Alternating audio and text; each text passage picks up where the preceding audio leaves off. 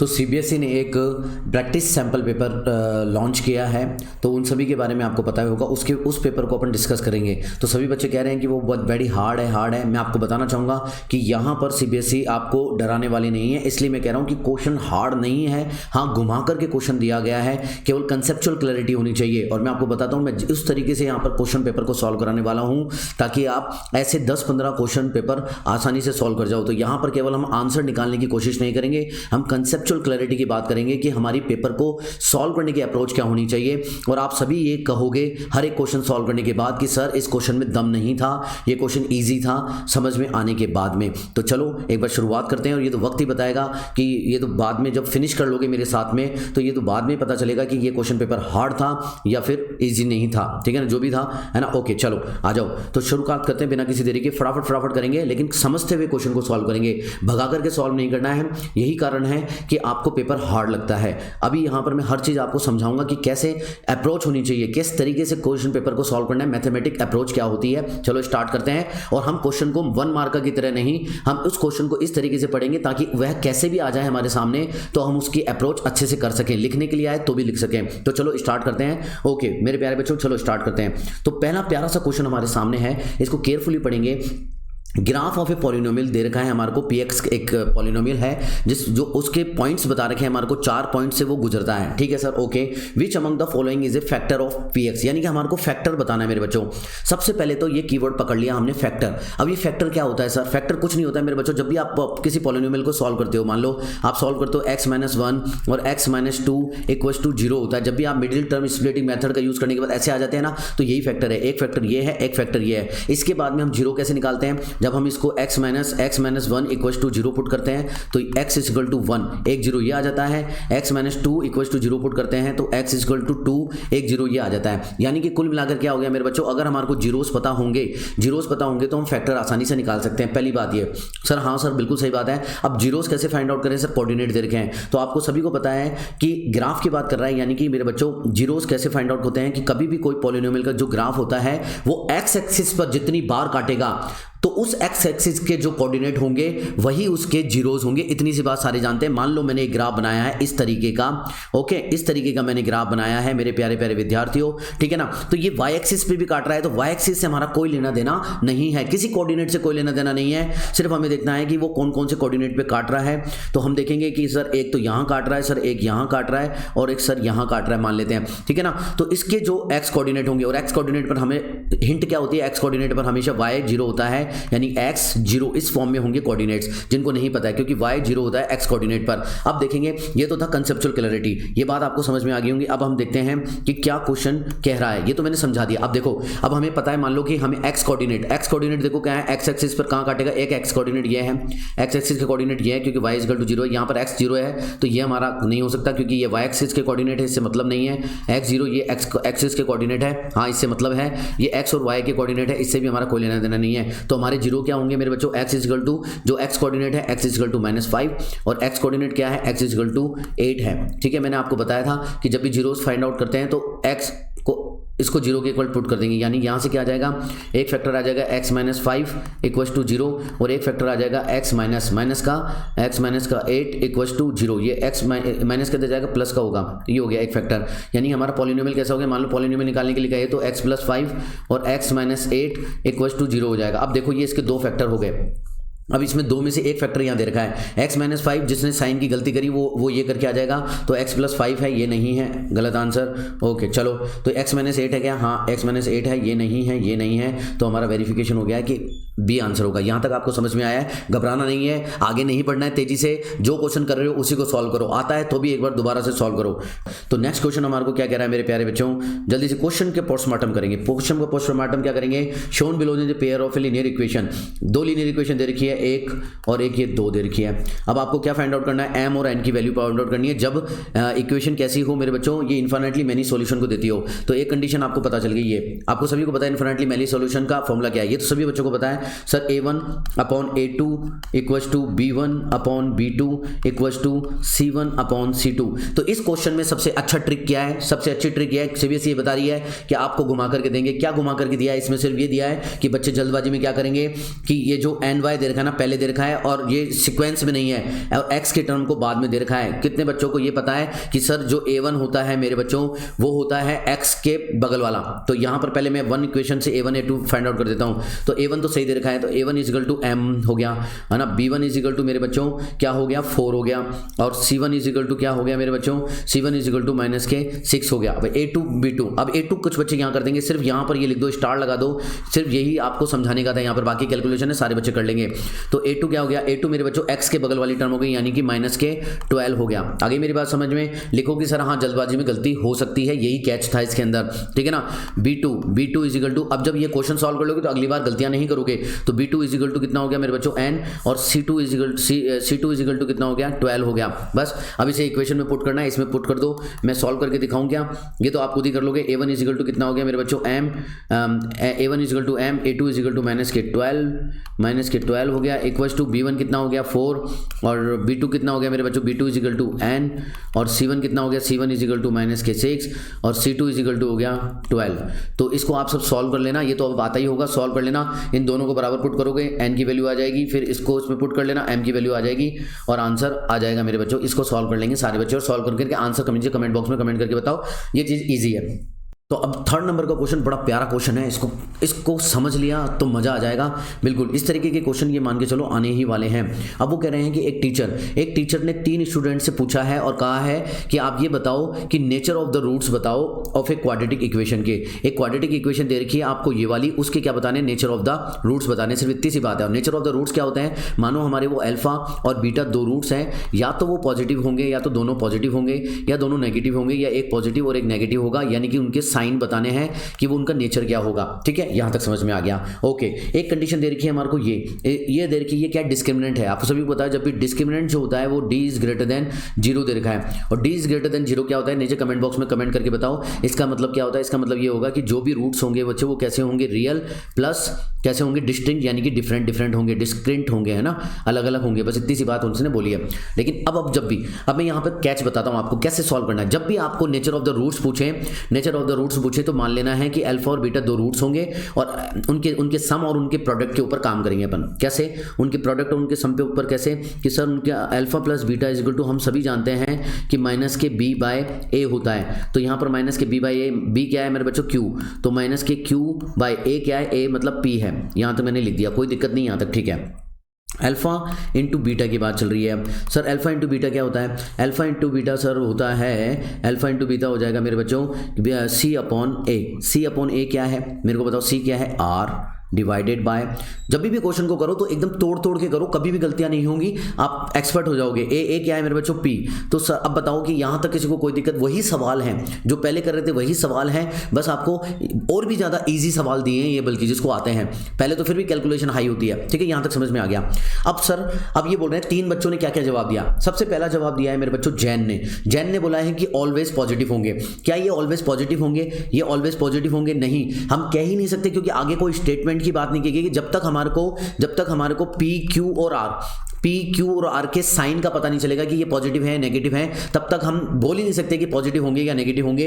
यानी कि जैन तो एब्सोल्युटली रॉन्ग है। ओके, एब्सोल्युटली रॉन्ग है। क्या आंसर दोगे कि उसने कोई कंडीशन ही नहीं दी है हमारे को? चलो कोई बात नहीं, जैन ने तो बिल्कुल हवा में तीर फेंक दिया है। विपुल यानी उसने पढ़ा ही नहीं, उसने तो यूं ही बोल दिया पॉजिटिव होंगे नेगेटिव, सर पॉजिटिव होंगे।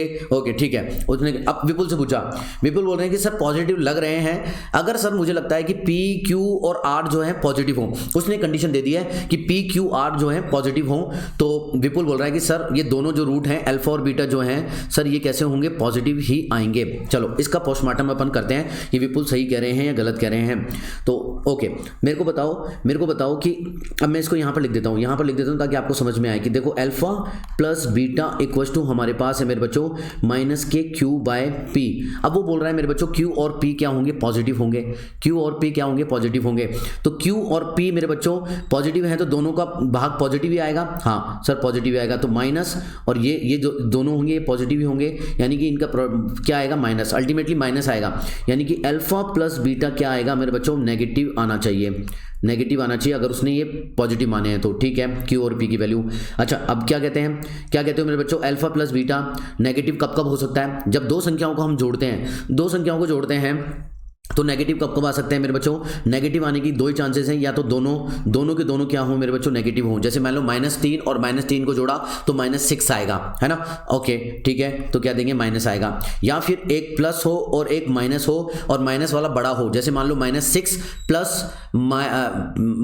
प्लस 3 तो क्या आएगा? -3 आएगा। तो ये दो ही कंडीशन है, तो ये दो ही कंडीशन है। और जबकि तो वो बोल रहा है हमारे पास दो कंडीशन आई क्या है, या तो ये दोनों नेगेटिव हो या दोनों प्लस या माइनस हो। तो जबकि वो विपुल क्या बोल रहा है? विपुल बोल रहा है सब पॉजिटिव होंगे दोनों। तो यहां से ये गलत हो गया, विपुल भी गलत हो गया मेरे बच्चों, यहां से विपुल गलत हो गया है। ओके समझ में आ गया? ओके ठीक है, मैथमेटिकली समझ में आ गया, हाँ ये गलत होंगे, ऐसे करना है। ओके चलो आ जाओ, भगना नहीं है, मैं जो समझा रहा हूं ये हमेशा काम आएगी। अब आ जाओ, अब बोल रहा है कि सुमन की तरफ, वैसे तो आंसर यही हो गया, नहीं नन ऑफ देम भी है, नन ऑफ देम भी है, तो प्रूफ करना पड़ेगा अपन को, ठीक है ना? अब वैसे भी प्रूफ करना ही अपन को भगना क्यों है? जब आपको समझाया जा रहा है तो समझो। इस तरीके की क्वेश्चन पेपर आज नहीं समझोगे तो कब समझोगे? तो Suman answer negative if P Q, ये बोल रहा है कि सर दोनों नेगेटिव होंगे। अच्छा क्यों, कैसे? पी क्यू आर पॉजिटिव हो तो, अगर पी क्यू आर तीनों पॉजिटिव हो तो चलो फिर वापस उठा लेते हैं। मैंने उठा लिया alpha plus beta is equal to -k/p को वापस उठा लिया। इसने बोला है कि सर तीनों पॉजिटिव हो, अगर ये दोनों पॉजिटिव हैं तो वापस से क्या आएगा मेरे बच्चों? ये नेगेटिव, और इन दोनों की टर्म क्या आएगी? पॉजिटिव, यानी कि कुल मिलाकर के नेगेटिव आएगा। यानी कि क्या आएगा? नेगेटिव मेरे बच्चों। Alpha plus beta is equal to कैसा आएगा? नेगेटिव आना चाहिए। कब कब आएगा नेगेटिव? जब या तो ये दोनों नेगेटिव हो मेरे बच्चों, या तो ये दोनों नेगेटिव हो, या फिर एक पॉजिटिव हो या फिर एक नेगेटिव हो, तब नेगेटिव आएगा, जैसे हमने बात किया। ठीक है, अभी भी वेरीफाई नहीं हुआ है। अब लेकिन अल्फा इंटू बीटा की तो वैल्यू है, वहां तो गलत इसलिए हो गया था क्योंकि यही कंडीशन गलत हो गया, प्रूफ तो कर रहा है। अब अल्फा इंटू बीटू आ जाओ, अब अल्फा इंटू बीटा के लिए आ जाते हैं। अल्फा इंटू बीटा क्या कहता है मेरे बच्चों? अल्फा इंटू बीटा कह रहा है कि r/p दे रखा है, और r/p अगर पॉजिटिव है तो ये सारा का सारा क्या होगा? पॉजिटिव ही होना चाहिए। ठीक है, तो अल्फा इंटू बीटा कब कब पॉजिटिव हो सकता है? या तो ये दोनों नेगेटिव हो या तो दोनों नेगेटिव, क्योंकि माइनस इंटू माइनस पॉजिटिव कब होगा? जब माइनस माइनस क्या होगा? प्लस होगा, या तभी होगा, केवल तभी पॉसिबल है जब माइनस माइनस क्या होगा? पॉजिटिव होगा। तो हम देख रहे हैं कि हाँ ये दोनों नेगेटिव होंगे, इसमें भी दोनों नेगेटिव आ रहे हैं और इसमें भी ये दोनों नेगेटिव आ रहे हैं, ये दोनों कॉमन है। तो हम कह सकते हैं कि जो सुमन ने कहा है वो सही कहा है कि अल्फा और बीटा नेगेटिव होंगे, तभी ये दोनों स्टेटमेंट प्रूफ होंगे। अल्फा प्लस बीटा भी प्रूफ हो रहे हैं और अल्फा इंटू बीटा और अल्फा प्लस बीटा दोनों प्रूफ हो रहे हैं कि नेगेटिव होंगे। तो हाँ, हम सुमन का आंसर सही कह सकते हैं। Are you getting my points? यहाँ तक समझ में आया सभी को? दोबारा से पॉज करके देख लेना, पॉजिटिव नेगेटिव कब होते हैं, हो जाएगा आंसर। कंसेप्चुअल क्लैरिटी हो रही होगी, भगना नहीं है। वीडियो लेट होगा, मैं कम वीडियो बनाता हूं लेकिन अच्छे वीडियो बनाने की कोशिश करता हूं, इसलिए मैं वीडियो बनाता नहीं हूं, शॉर्टकट मेरे से नहीं होता है। हाँ, कैलकुलेशन तुम खुद कर लेना। चलो नेक्स्ट क्वेश्चन आप सभी के सामने आ रहा है, चलो फटाफट करते हैं। नेक्स्ट क्वेश्चन क्या कह रहा है मेरे बच्चे? क्वेश्चन को बड़ा केयरफुली पढ़ेंगे और उसके बाद में अप्रोच बताऊंगा मैं आपको, अप्रोच कैसे करनी है। क्वेश्चन देखो, दो कोसेंट्रिक सर्किल हमारे को दे रखे हैं, एरिया का रेशियो दे रखा है, ये दे रखे हैं दो एरिया का रेशियो दे रखा है, जो कि अंदर वाले का और बाहर वाले का रेशियो बता रखा है एरिया का। ये कंडीशन है, ये कंडीशन यूज करेंगे हम किसके लिए? पॉइंट ए और बी लाई कर रहे हैं, जिसने बता रखा है बाउंड्रीज पर, जो कि हमें दिख ही रहे हैं, ए बाहर वाली पर और अंदर वाली पर। उसने एक कोऑर्डिनेट दे रखे हैं, इसके बी कोऑर्डिनेट यहां पर दे रखा है और ए कोऑर्डिनेट हमारे को फाइंड आउट करना है। कुल मिलाकर ए फाइंड आउट करना है हमारे को। क्या आपको देख करके ये नहीं लगता है, इसको देख करके नहीं लगता है कि एक लाइन है जिसके दो पॉइंट हमारे को गिवन है और उसमें एक पॉइंट है जो कि एक लाइन को एम और एन सेक्शन में काट रहा है, और हम सेक्शन फॉर्मूला जो पढ़ा है वही लगने वाला, तो सेक्शन फॉर्मूले के द्वारा हम ए पॉइंट के कोऑर्डिनेट फाइंड आउट कर सकते हैं यदि हमारे को एम और एन की वैल्यू का पता लग जाए। तो चलो इसको पता लगाने के लिए हमेशा वो एक कंडीशन देगा, और वो कंडीशन क्या दी है उसने? एरिया ऑफ इनर सर्किल को मैं ए आई मान लेता हूं, यानी कि अंदर वाली को छोटे आर मान लेता हूं, बाहर वाले को एरिया के लिए कैपिटल आर मान लेता हूं। ठीक है, तो ए आई डिवाइडेड बाय ए ओ दे रखा है हमारे को। कितना दे रखा है मेरे बच्चों? 1/9 दे रखा है, और हम इसका एरिया निकालने के लिए क्या करेंगे? Pi R square divided by pi capital R का square is equal to 1/9। This is a very very easy. तो पाई से पाई कट गया। Are you getting my point? चलो ठीक है, आप मेरे को बताओ, ये आर बाई आर हो गया, इसका होल स्क्वायर, अरे रुक मेरे भाई, हाँ इसका होल स्क्वायर हो गया इक्वल्स टू ये 1/3 का होल स्क्वायर में कर सकता हूँ, इसको कर सकते हैं। स्क्वायर से स्क्वायर कैंसिल हो गया, और हमारे पास मान लो एक टर्म आ गई, ये आ गई आर इज इक्वल टू, हाँ आर बाई आर आ गया इज इक्वल टू 1/3 का रेशियो आ गया। आर और आर का रेशियो क्या आ गया? 1/3, यानी कि आर क्या है? आर एक यूनिट होगी, तो आर कितनी यूनिट होगी? 3 यूनिट होगी। चलो इसको एक बार यहाँ पुट करते हैं, तो आर और आर की जगह में लिख देता हूँ यहाँ पर आर और आर की जगह मैं क्या लिख सकता हूँ, आर और आर की जगह यूनिट लिख सकता हूँ, जल्दी से यूनिट लिख दो। तो this is a very very easy concept, है ना, इजी कंसेप्ट है। चलो आर की जगह 1 यूनिट, आर हमारी क्या हो गई, छोटे वाले की 1 यूनिट और बड़े वाले की 3, तो बड़े वाले की 3 यूनिट, यानी कि यहाँ से यहाँ तक की वैल्यू कितनी हो गई, 3 हो गई सर, है ना। तो आप सभी को पता है कि ये 3 है तो ये 1 है तो ये कितनी हो जाएगी सर, ये 3 है तो ये हो जाएगी सर, ये 2 हो जाएगी, यानी कि ए बी की वैल्यू कितनी ये हो जाएगी, ओ ए की वैल्यू ये हो जाएगी, 2 यूनिट हो गई। यानी कि हमारा रेशियो क्या आ गया, यानी कि एम और एन की वैल्यू क्या आ गई मेरे बच्चों, एम और एन की वैल्यू हो गई, एम कितना हो गया 1, एम कितना हो गया 1 और एन कितना हो गया 2, एन कितना हो गया 2, क्योंकि ये पूरा कितना था 3 में से क्या गया 1। अब ये आ गया समझ में, कोऑर्डिनेट हमारे को क्या दे रखे हैं, कोऑर्डिनेट ये ओ है, ये ओ है, ये पॉइंट कितना है बी है, ठीक है ना। कोऑर्डिनेट कितने हैं इसके, माइनस के 4 3, माइनस के 4 3 और 3 और 5 हमारे को कोऑर्डिनेट देख रहे हैं। अब तो आ गया समझ में। अब ये क्वेश्चन तो हलवा बन गया, हलवा पूड़ी बन गया। चलो सेक्शन फार्मूला लगाओ, सेक्शन फार्मूला लगाओ। ए की मान लेते हैं एक्स और वाई कोऑर्डिनेट हैं, ठीक है ना।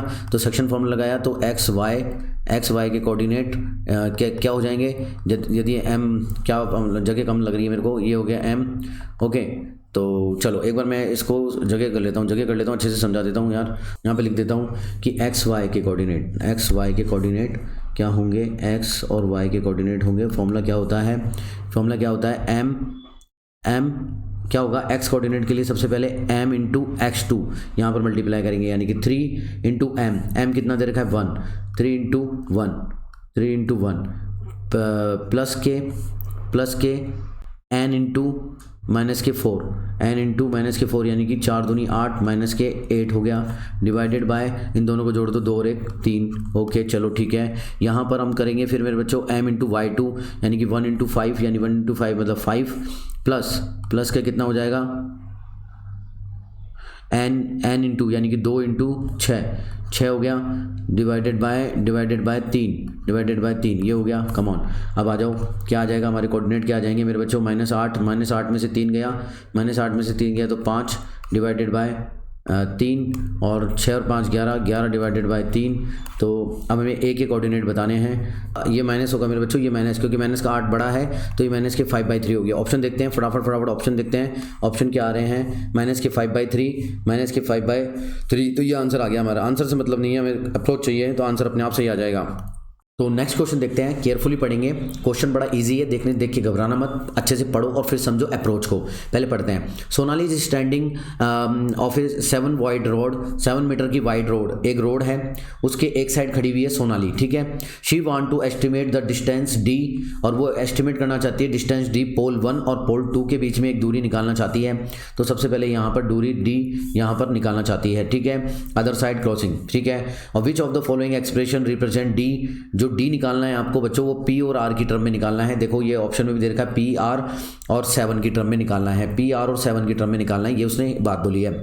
अब सबसे पहले अप्रोच क्या है मेरे बच्चों, जब भी इस तरीके का ट्राइंगल आप देखो तो आपको 2 ट्राइंगल को सिमिलर प्रूफ करना है। आपको 2 ट्राइंगल कौन से, देखो एक तो ये बड़ा वाला ट्राइंगल हो गया और एक ये छोटा वाला ट्राइंगल हो गया। इनका नाम दे देता हूं मैं, इसका दे दिया मैंने ए, ये बी, और मेरे प्यारे प्यारे विद्यार्थियों ये सी, और ये वाला बड़े वाले का ए पी और ये क्यू हो गया। यानी कि कौन कौन से 2 ट्राइंगल पे बात करेंगे हम, ट्राइंगल ए बी सी, ऐसे लिख लिया करो, हमेशा लिख लिया करो, ऐसे घबराया मत करो, फास्ट ज़्यादा हीरो मत बना करो, है ना, कोई हीरो बनने की जरूरत नहीं होती है। ए पी क्यू आराम से करो, देखो जल्दी क्वेश्चन होगा और अच्छा आंसर आएगा। ए पी क्यू इन दोनों ट्राइंगल के बारे में बात करनी है, ठीक है सर, कर लेंगे। अब देखो एक चीज़ हमारे को ये देखिए 7, ये 7 है तो यहाँ पर बीपी कितना हो जाएगा मेरे बच्चों, यहाँ पर बीपी हो जाएगा, यहाँ पे बीपी भी 7 मीटर हो जाएगा, क्योंकि ये पैरेलल रोड है। यहाँ तक इतना से थोड़ा समझ में आ गई।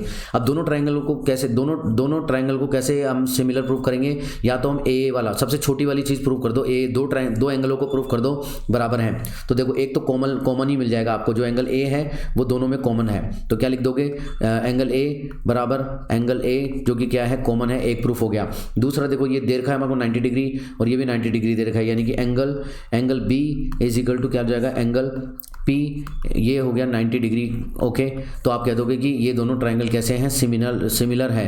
तो ए बी सी कैसे हैं मेरे बच्चों, सिमिलर ट्राइंगल हैं। ए पी क्यू दोनों सिमिलर ट्राइंगल, जब सिमिलर ट्राइंगल है तो आप इनकी रेशो लिख दो। रेशो लिखने का तरीका बताया मैंने, ए बी रेशो लिखने का तरीका आप सभी को बताया हुआ है मैंने। क्या लिख दोगे, A B divided by A P, direct A P divided by A P equals to मेरे बच्चों B C divided by P Q, B C divided by P Q equals to ये वाला A C divided by A Q divided by A Q, ये वाली चीज़ हो गई। अब लिखो इनकी वैल्यू, एंगल में चलेंगे, यहाँ से देखेंगे, एंगल में जाएंगे, फटाफट इसकी वैल्यू देखेंगे।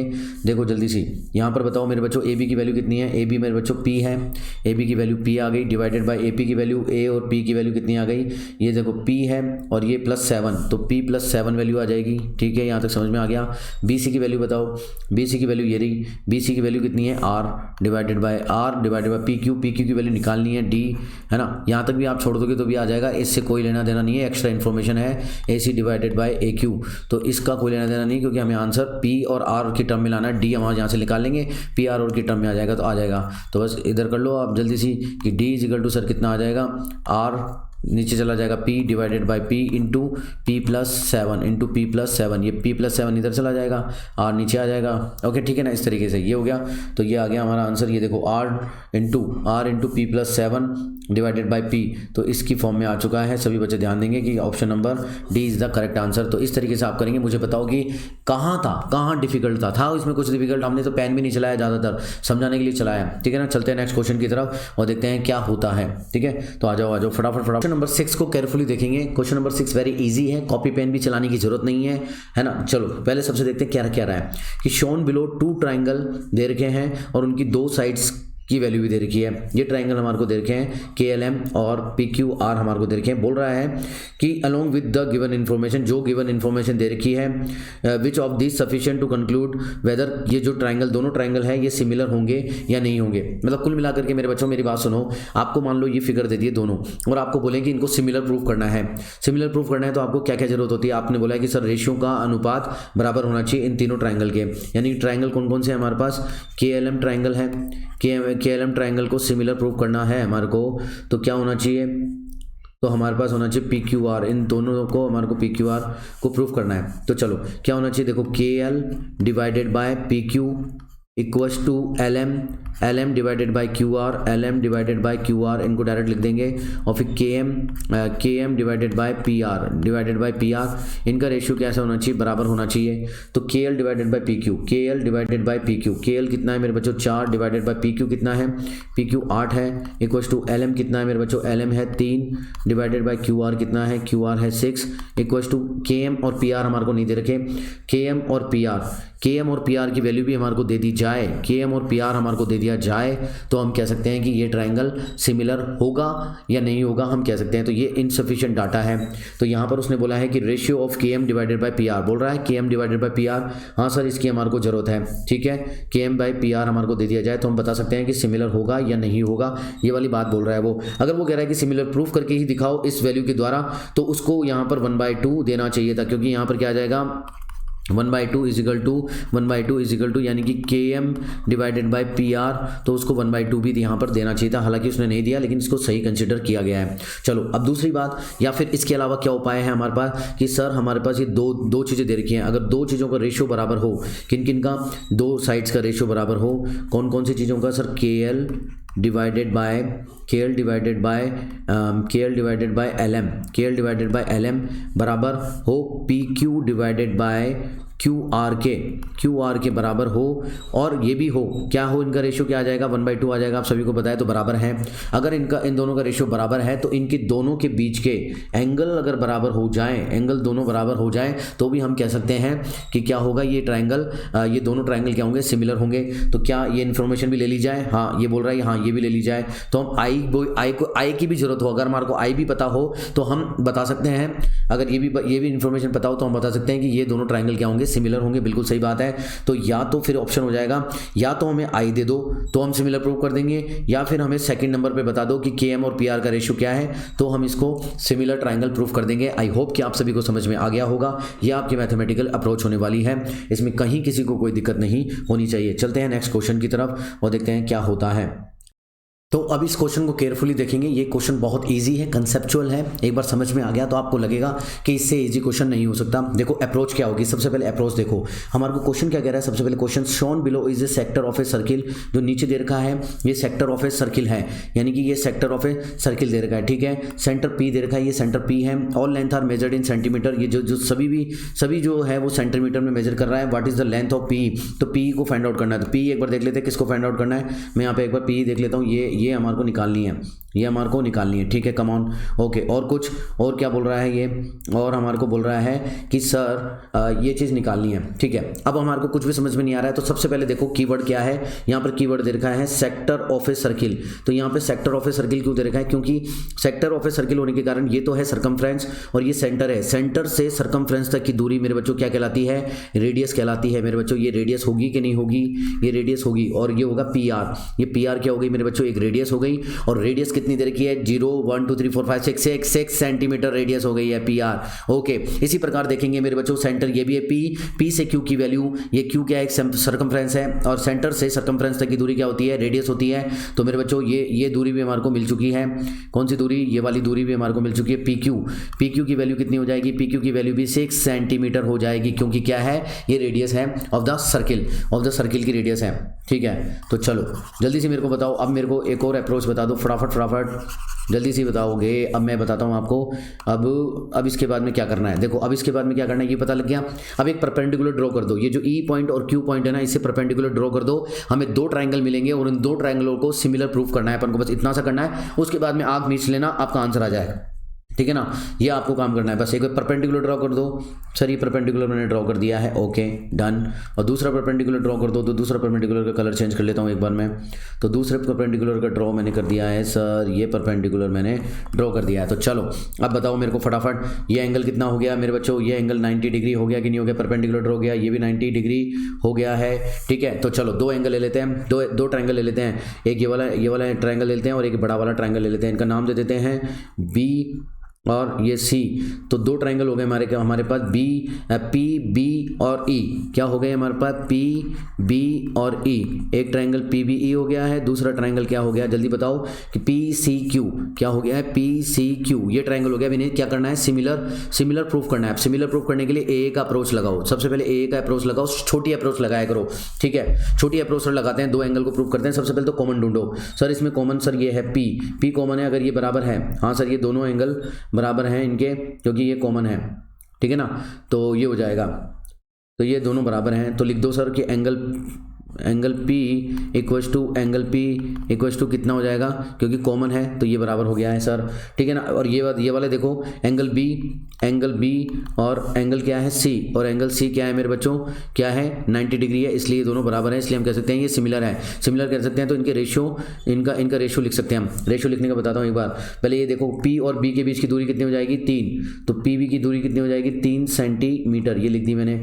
और मेरे को बताओ P और C की वैल्यू कितनी है, 4 सेंटीमीटर है। P और C की वैल्यू कितनी है, 4 सेंटीमीटर है। ये बच्चों जैसी चीज़ें दे रखी हैं। अब आ जाओ, अब अपन को रेशियो का फॉर्म फाइंड आउट करना है। रेशियो तो PB divided by PC, direct यहाँ से लिख दो। देखो PB divided by PC equals to BE divided by CQ, BE divided by CQ equals to मेरे बच्चों PE क्या लिख देंगे, PE divided by PQ, direct इस तरीके से लिख देते हैं PQ, ओके। ये आगे बात समझ में। अब इनकी वैल्यू पुट करो। PB का है, PB की वैल्यू कितनी है, 3 सेंटीमीटर, 3 डिवाइडेड बाय PC का है मेरे बच्चों, PC 4 सेंटीमीटर है, ये लिखी हुई है हमारी, तो PC 4 सेंटीमीटर आ गई। BE क्या है, BE का है, BE और CQ की वैल्यू पता नहीं है हमारे को, इसको छोड़ दो। PE की वैल्यू, P तो हमारे को फाइंड आउट करनी है, तो P को मान लो P, ठीक है, ओके, डिवाइडेड बाय PQ की वैल्यू कितनी है मेरे बच्चों, PQ की वैल्यू ये रही 6 सेंटीमीटर, तो 6 सेंटीमीटर आ गई। बताओ P की वैल्यू आ जाएगी, P इक्वल टू कितना होगा, 36 18 डिवाइडेड बाय 4 डिवाइडेड करेंगे 2 नाम 18, ये तो 4.5 सेंटीमीटर आंसर होगा। Are you getting my point.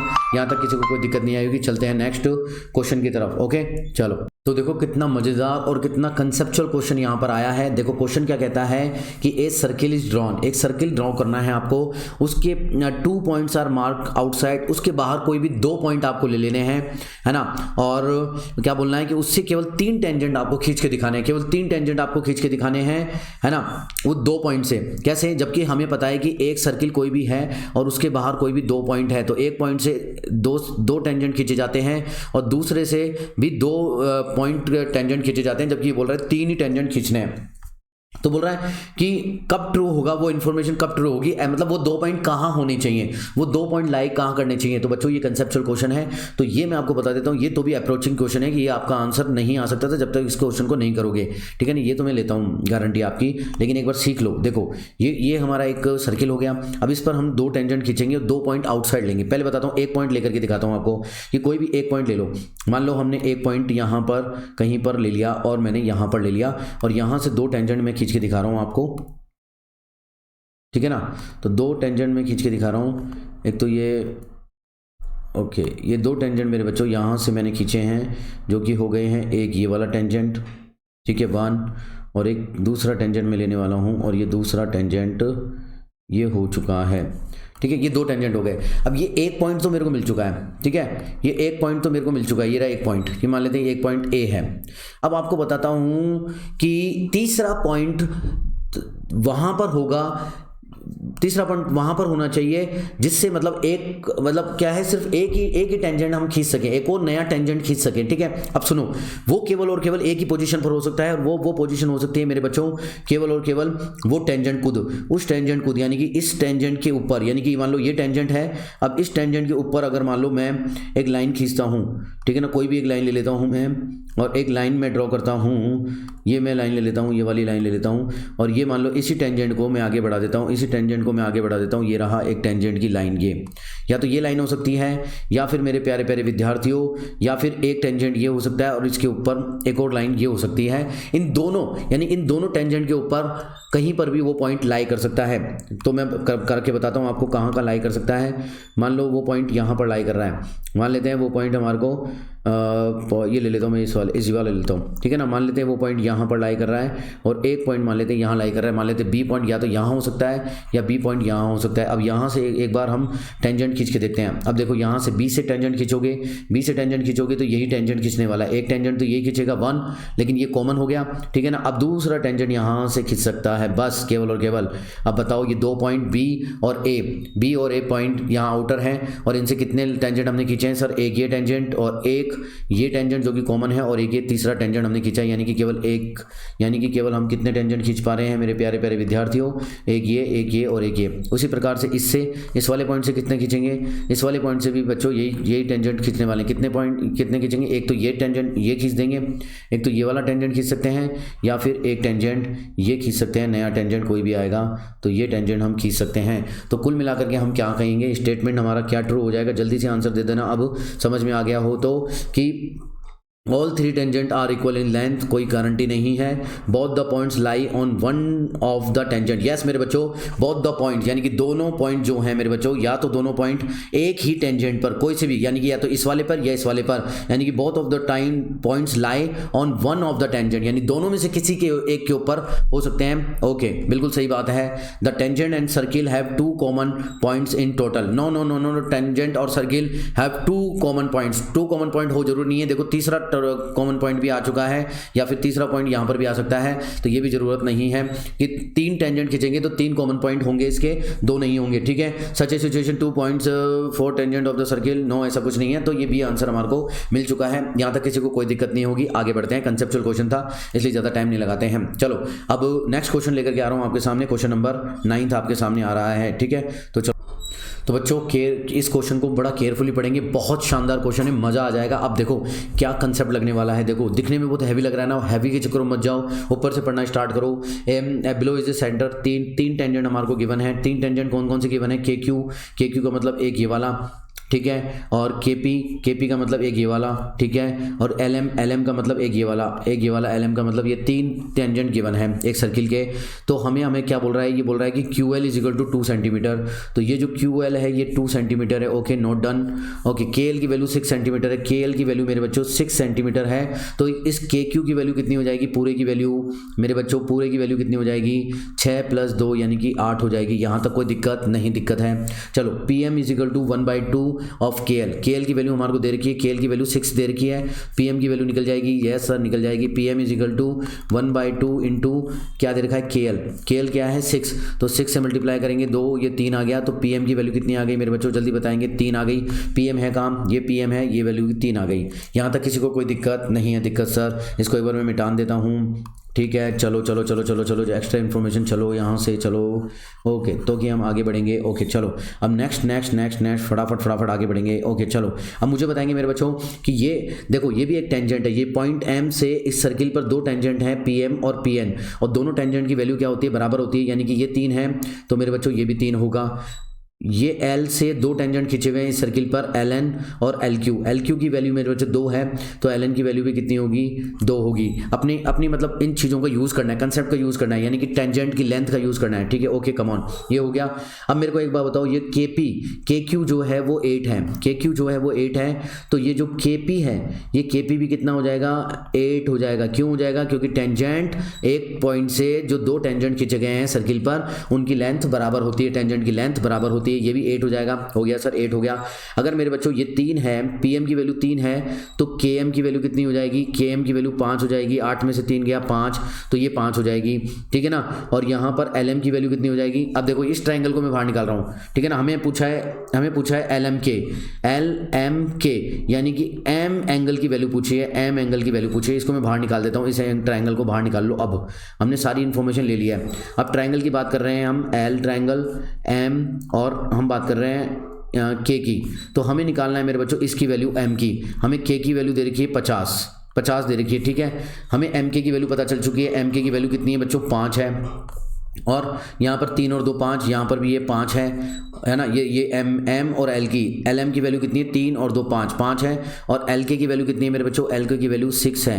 तो ये हमें पता चल चुका है, अब इतनी चीज़ें हमें पता है। अब बताओ इसका दिमाग लगाओ, क्या होगा, दिमाग ये होगा कि आइसोलेस ट्रायंगल है, यानी कि जो 2 भुजा होती है इनके सामने के एंगल बराबर होते हैं, यानी 5 के सामने का एंगल 50 है, तो इस 5 के सामने का एंगल भी क्या होगा मेरे बच्चों, 50 ही होगा। हो गया, 50 डिग्री हो गया। बस ये लिख दो कि तीनों एंगलों का यूज़ कितना होता है, 180 डिग्री, और 2 किसके बराबर हैं, 2 बराबर हैं 50 के, तो 180 degree minus 50 degree minus 50 degree, यानी 100 में से गया, बाकी जो बचा कितना आ जाएगा मेरे बच्चों, 100 यानी कि 80 हो जाएगा। और ये एंगल क्या होगा मेरे बच्चों, ये एंगल M होने वाला है। एंगल M कितना हो जाएगा, 80 डिग्री, क्योंकि एंगल M + 50 कितना हो जाएगा, 180 डिग्री। इस तरीके से मैंने किया था, तो एंगल M = 180 में से गया 100, तो 80 डिग्री आंसर आने वाला है। यहाँ तक किसी को कोई दिक्कत नहीं, तो यहाँ पर लगा दो सर 80 आंसर होगा।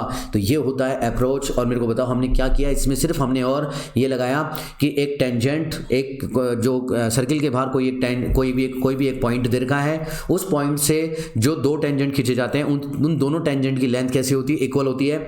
सिर्फ इसी अप्रोच का हमने यूज़ किया है। चलते हैं नेक्स्ट क्वेश्चन की तरफ। ओके चलो आ जाओ, क्वेश्चन को केयरफुली पढ़ो। क्वेश्चन क्या कह रहा है कि एक फिगर दे रखा है जिसमें AB और PQ क्या है, पैरेलल है। ये जो AB और जो ये PQ है क्या है, पैरेलल है ना। ऑल मेजरमेंट सेंटीमीटर में, आपको सिर्फ cos थीटा को फाइंड आउट करना है, cos थीटा की वैल्यू निकालनी है। तो चलो देखो, सबसे पहले इसमें अप्रोच क्या है, अप्रोच ये है कि हमारे को क्या दे रखा है, AB और PQ क्या पैरेलल में दे रखे हैं, AB और PQ पैरेलल में दे रखे हैं। इसका मतलब 2 चीजें पॉसिबल हैं कि AB का एंगल अगर 90 डिग्री दे रखा है, तो PQ का एंगल भी क्या होगा, अगर ये पैरेलल है तो ये भी क्या होंगी, 90 डिग्री होंगी, ठीक है। एक तो ये, दूसरी बात क्या हो सकती है कि AB और PQ पैरेलल है। मान लो AB और PQ पैरेलल है, तो ये देखो ये लाइन जा रही है, तो हम ये कह सकते हैं कि अल्टरनेट एंगल बन रहा है ये, यानी कि एंगल P और एंगल A क्या होंगे, बराबर होंगे। तो ये थीटा है एंगल P, तो एंगल A क्या होगा, एंगल A भी थीटा होगा। तो हम लिख सकते हैं angle P = angle A = theta होगा। क्यों, अल्टरनेट एंगल है, ओके, क्योंकि दोनों लाइनें क्या है, पैरेलल है। तो हम यहाँ से cos थीटा निकाल सकते हैं, छोटे वाले में cos थीटा, तो छोटे वाले में cos थीटा हम निकालना चाहें तो cos थीटा को कैसे लिख सकते हैं, पंडित बद्री प्रसाद, ये ध्यान रखना, अपॉन हर हर हर हर बोले, यानी कि साइन कॉस, कॉस क्या होता है, बेस अपॉन हाइपोटेनियस, कॉस क्या होता है, बेस अपॉन हाइपोटेनियस। और बेस कैसे निकालते हैं और हाइपोटेनियस कैसे निकालते हैं एक बार बता देता हूँ। 90 डिग्री के सामने वाला हमेशा हाइपोटेनियस होता है ना। और ये जो हमारा थीटा है, थीटा के सामने वाला जो भी एंगल होता है उसके सामने वाले को क्या बोलते हैं, परपेंडिकुलर बोलते हैं।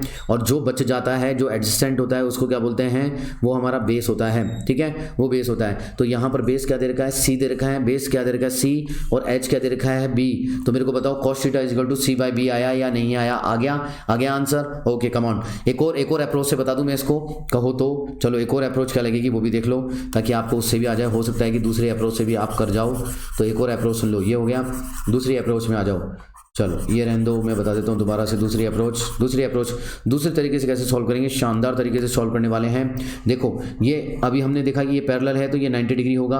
अब मैंने आपको बताया था कि इस तरीके का ट्रायंगल बन जाए तो उससे सिमिलर प्रूफ कर दो, यानी कि एंगल कौन से ट्रायंगल को, triangle O A B, triangle O A B, और ट्रायंगल कौन सा है, O P Q, triangle O P Q, इन दोनों ट्रायंगल है, इनको क्या प्रूफ करना है हमारे को, सिमिलर ट्रायंगल प्रूफ करने के लिए देखो दो एंगल तो ये बराबर हो गए, कौन से, एंगल बी और angle B is equal to angle Q, angle B is equal to angle Q, क्यों, क्योंकि ये 90 डिग्री है और दो एंगल क्या है, कॉमन है, यानी कि ये कॉमन एंगल है ओ, तो angle O is equal to angle O, ये क्या है, कॉमन है, ठीक है, कम ऑन।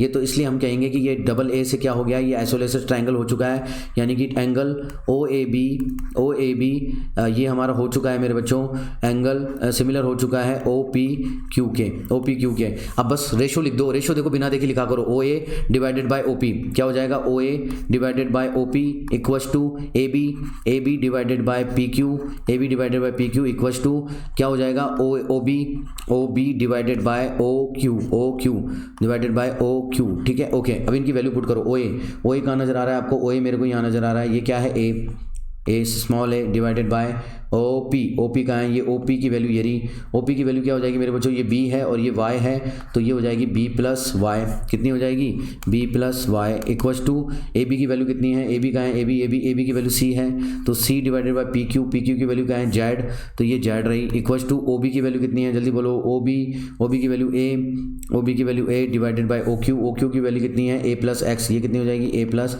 एक्स, तो ये लिख दो ए प्लस एक्स, ठीक है, हो गया, कम ऑन। अब हमें वैल्यू निकालनी है मेरे बच्चों, किसकी, हमें वैल्यू निकालनी है ये थीटा की, हमें वैल्यू किसकी निकालनी है, कॉस थीटा की वैल्यू निकालनी है, कॉस थीटा की वैल्यू निकालनी है। और कॉस थीटा बड़े में क्या है मेरे बच्चों, कॉस थीटा बड़े में क्या हो जाएगा, कॉस थीटा बड़े में हो जाएगा वही हमारा बेस अपॉन क्या हो जाएगा, बेस अपॉन हाइपोटेनियस हो जाएगा, है ना, बेस अपॉन हाइपोटेनियस। तो बेस क्या है और हाइपोटेनियस क्या, थीटा के सामने वाला, ये थीटा के सामने वाला, तो क्या हो जाएगा, ये क्या हो जाएगा, जल्दी बताए, परपेंडिकुलर, ये परपेंडिकुलर हो गया। और ये 90 डिग्री के सामने वाला क्या हो जाएगा, 90 डिग्री के सामने वाला ये हाइपोटेनियस, है ना, हाइपोटेनियस, और ये हमारा क्या हो जाएगा, ये हमारा बेस हो जाएगा। तो बेस हमारा क्या है, जेड, यानी हमें फाइंड आउट करना है जेड डिवाइडेड बाय एच क्या है हमारे पास, बी प्लस वाई, तो Z divided by B plus Y को फाइंड आउट करना है। तो इन दोनों से मेरे बच्चों किसी भी दो से हमें जेड की वैल्यू को फाइंड आउट कर लेना है यहाँ से। चलो इन दोनों से हम क्या लेंगे, जेड की वैल्यू, तो जेड इक्वल्स टू क्या आ जाएगा, Z equals to C divided by C into B plus Y divided by A हो जाएगा, ठीक है, यहाँ। तो जेड की वैल्यू को यहाँ पुट कर दो, आ जाएगा आंसर। तो जेड की वैल्यू को यहाँ पुट करेंगे तो C into B plus Y divided by A into B plus Y, तो बी प्लस वाई से बी प्लस वाई कट गया, तो सी बाय ए आंसर आ गया। यहाँ से भी सी बाय ए आ रहा है, सी बाय बी आना चाहिए था, सी बाय बी, कहाँ गलती कर दी मैंने, सी बाय ए, सी बाय बी, ए ओ ए बराबर ओ A divided by O P, तो ओ ए, हाँ ओ ए की वैल्यू बच्चों बी है, यहाँ पर बी है तो यहाँ बी पुट कर लेना, ये बी आ गया तो ए की जगह क्या आ जाएगा, बी आ जाएगा, और यहाँ पर भी बी आ जाएगा, तो सी बाय बी, तो वैल्यू क्या हो जाएगी मेरे बच्चों, सी बाय बी वैल्यू हो जाएगी। Are you getting my point. तो आपको इस तरीके से सॉल्व करना है। आई होप कि आपको समझ में आ गया होगा, बहुत शानदार अप्रोच का यूज़ किया है। तो इस तरीके से आपको सॉल्व करना है। मुझे बताओ हार्ड कहाँ पे था, नीचे कमेंट बॉक्स में कमेंट करके बताओ, नहीं समझ में आओ तो बता देना। चलो आगे दूसरा नेक्स्ट क्वेश्चन की तरफ चलते हैं। Okay come on. तो मेरे बच्चों इस क्वेश्चन को बड़ा केयरफुली पढ़ेंगे, बहुत शानदार क्वेश्चन है, कंसेप्ट छुपा है। Sine of an angle in a right triangle 4/5। वो बोल रहा है कि एक राइट ट्राइंगल है जिसका कोई एंगल है, उसका साइन की वैल्यू दे रखी है 4/5। फिर वो बोल रहा है कि this could measures of sides of the triangle, यानी कि जो ट्राइंगल हमारे को दे रखा है, राइट ट्राइंगल दे रखा है, बोल रहा है कि उसकी साइड कौन सी साइड्स होंगी, क्या उसकी साइड्स 4, 5, 9 में से कोई एक होगी, या 6, 8, 10 में से होगी, या 4, 5 रूट 41 में से होगी, कौन सी होगी ये आपको बताना है। यानी कि उस राइट ट्राइंगल की साइड को मेजर करना है। देखो इसमें कंसेप्ट छुपा है। पहले तो शानदार तरीके से अप्रोच लगाते हैं, मजेदार वाली। क्या लगाते हैं, सबसे पहले तो ट्राइंगल बना लेते हैं अपन, एक ट्राइंगल बना लेते हैं, राइट एंगल ट्राइंगल मैंने बना लिया है मेरे बच्चों, ये राइट एंगल ट्राइंगल आ चुका है, ठीक है। अब इसमें हम लिख देते हैं, अब इसमें हम ले चलते हैं मेरे बच्चों, आपको यहाँ पर ये 90 डिग्री है, ये 90 डिग्री है, तो इसके सामने वाला क्या होगा, इसके सामने वाला हमेशा होता है हाइपोटेनियस, ठीक है ना, हमेशा क्या होता है मेरे बच्चों, हाइपोटेनियस होता है। और ये अगर मान लेते हैं थीटा एंगल, जिस एंगल की बात वो कर रहा है उसके सामने वाला हमेशा क्या होता है, परपेंडिकुलर होता है, और बचा हुआ क्या होता है, बेस होता है। यहाँ तक किसी को कोई दिक्कत नहीं। अब देखो उसने बोला है, क्वेश्चन में हमारे को बोला है कि साइन थीटा की वैल्यू क्या है, साइन थीटा की वैल्यू है 4/5 है, 4/5 है, यानी कि हमारे पास यहाँ पे क्या दे रखा है, साइन क्या होता है मेरे बच्चों, पंडित बद्री प्रसाद डिवाइडेड बाय हर बोले, ऐसे याद भी हो जाना चाहिए आपको, P/H। तो P/H हमारे को दे रखा है, यानी कि P की वैल्यू कितनी आ गई है, यानी कि P की वैल्यू है मेरे बच्चों आपके पास, P की वैल्यू है 4, ये 4 हो गई, और H की वैल्यू कितनी है, 5 है। आपको B की वैल्यू एक बार फाइंड आउट करनी है, तो वो लगा दो पाइथागोरस पर में, लगा दो पाइथागोरस पर में। क्या होती है कि बच्चों ये हो गया है, यानी कि कितना हो गया, बेस इक्वल टू कितना हो गया, रूट हाइपोटेनियस का स्क्वायर माइनस परपेंडिकुलर का स्क्वायर, क्या आ जाना चाहिए, रूट 25 माइनस 16 यानी कि कितना आ जाएगा, 9 मतलब 3, तो कितना आ गया, बेस कितना आ गया मेरे बच्चों, 3 आ गया, है ना। अब आप बात सुनो, अब हमारे ट्राइंगल की कितनी क्या क्या आ गई है, हमारे ट्राइंगल आ चुका है हमारा, क्या क्या आ चुका है, 3, 4 और 5 आ चुका है, 3, 4 और 5 आ चुका है। देखो यहाँ पर 3, 4, 5 नहीं दे रखा है ना, है ना, नहीं दे रखा है ना, नहीं दे रखा है सर। अब दोनों, अब असली कंसेप्ट क्या है, असली कंसेप्ट ये है कि जो साइन थीटा हमेशा हम लिखते हैं sign theta divided bye 4/5, actual में वो 4/5 नहीं होकर के वो मेरे बच्चों 4x और 5x होता है, यानी कि गुणज होता है वो, यानी कि मल्टीप्लिकेशन होता है 4x और 5x के रूप में होता है, जो कि क्या होता है, वो कटने के बाद में 4/5 का रेशियो आ जाता है। ये मिनिमम रेशियो है इनका 4/4/5 का। कैसे मेरे बच्चों, मान लो कि ये जो आपको दे रखी है 3, 4, 5, अब मान लो इन सभी को मैं मान लो 5 से मल्टीप्लाई कर देता हूँ, 5 से मैंने मल्टीप्लाई कर दिया, 5 से मल्टीप्लाई कर दिया, तो ये कितनी आ जाएगी, 5 थी 15, और ये कितनी हो गई, ये 5 चौक 20, और ये हो गई 25।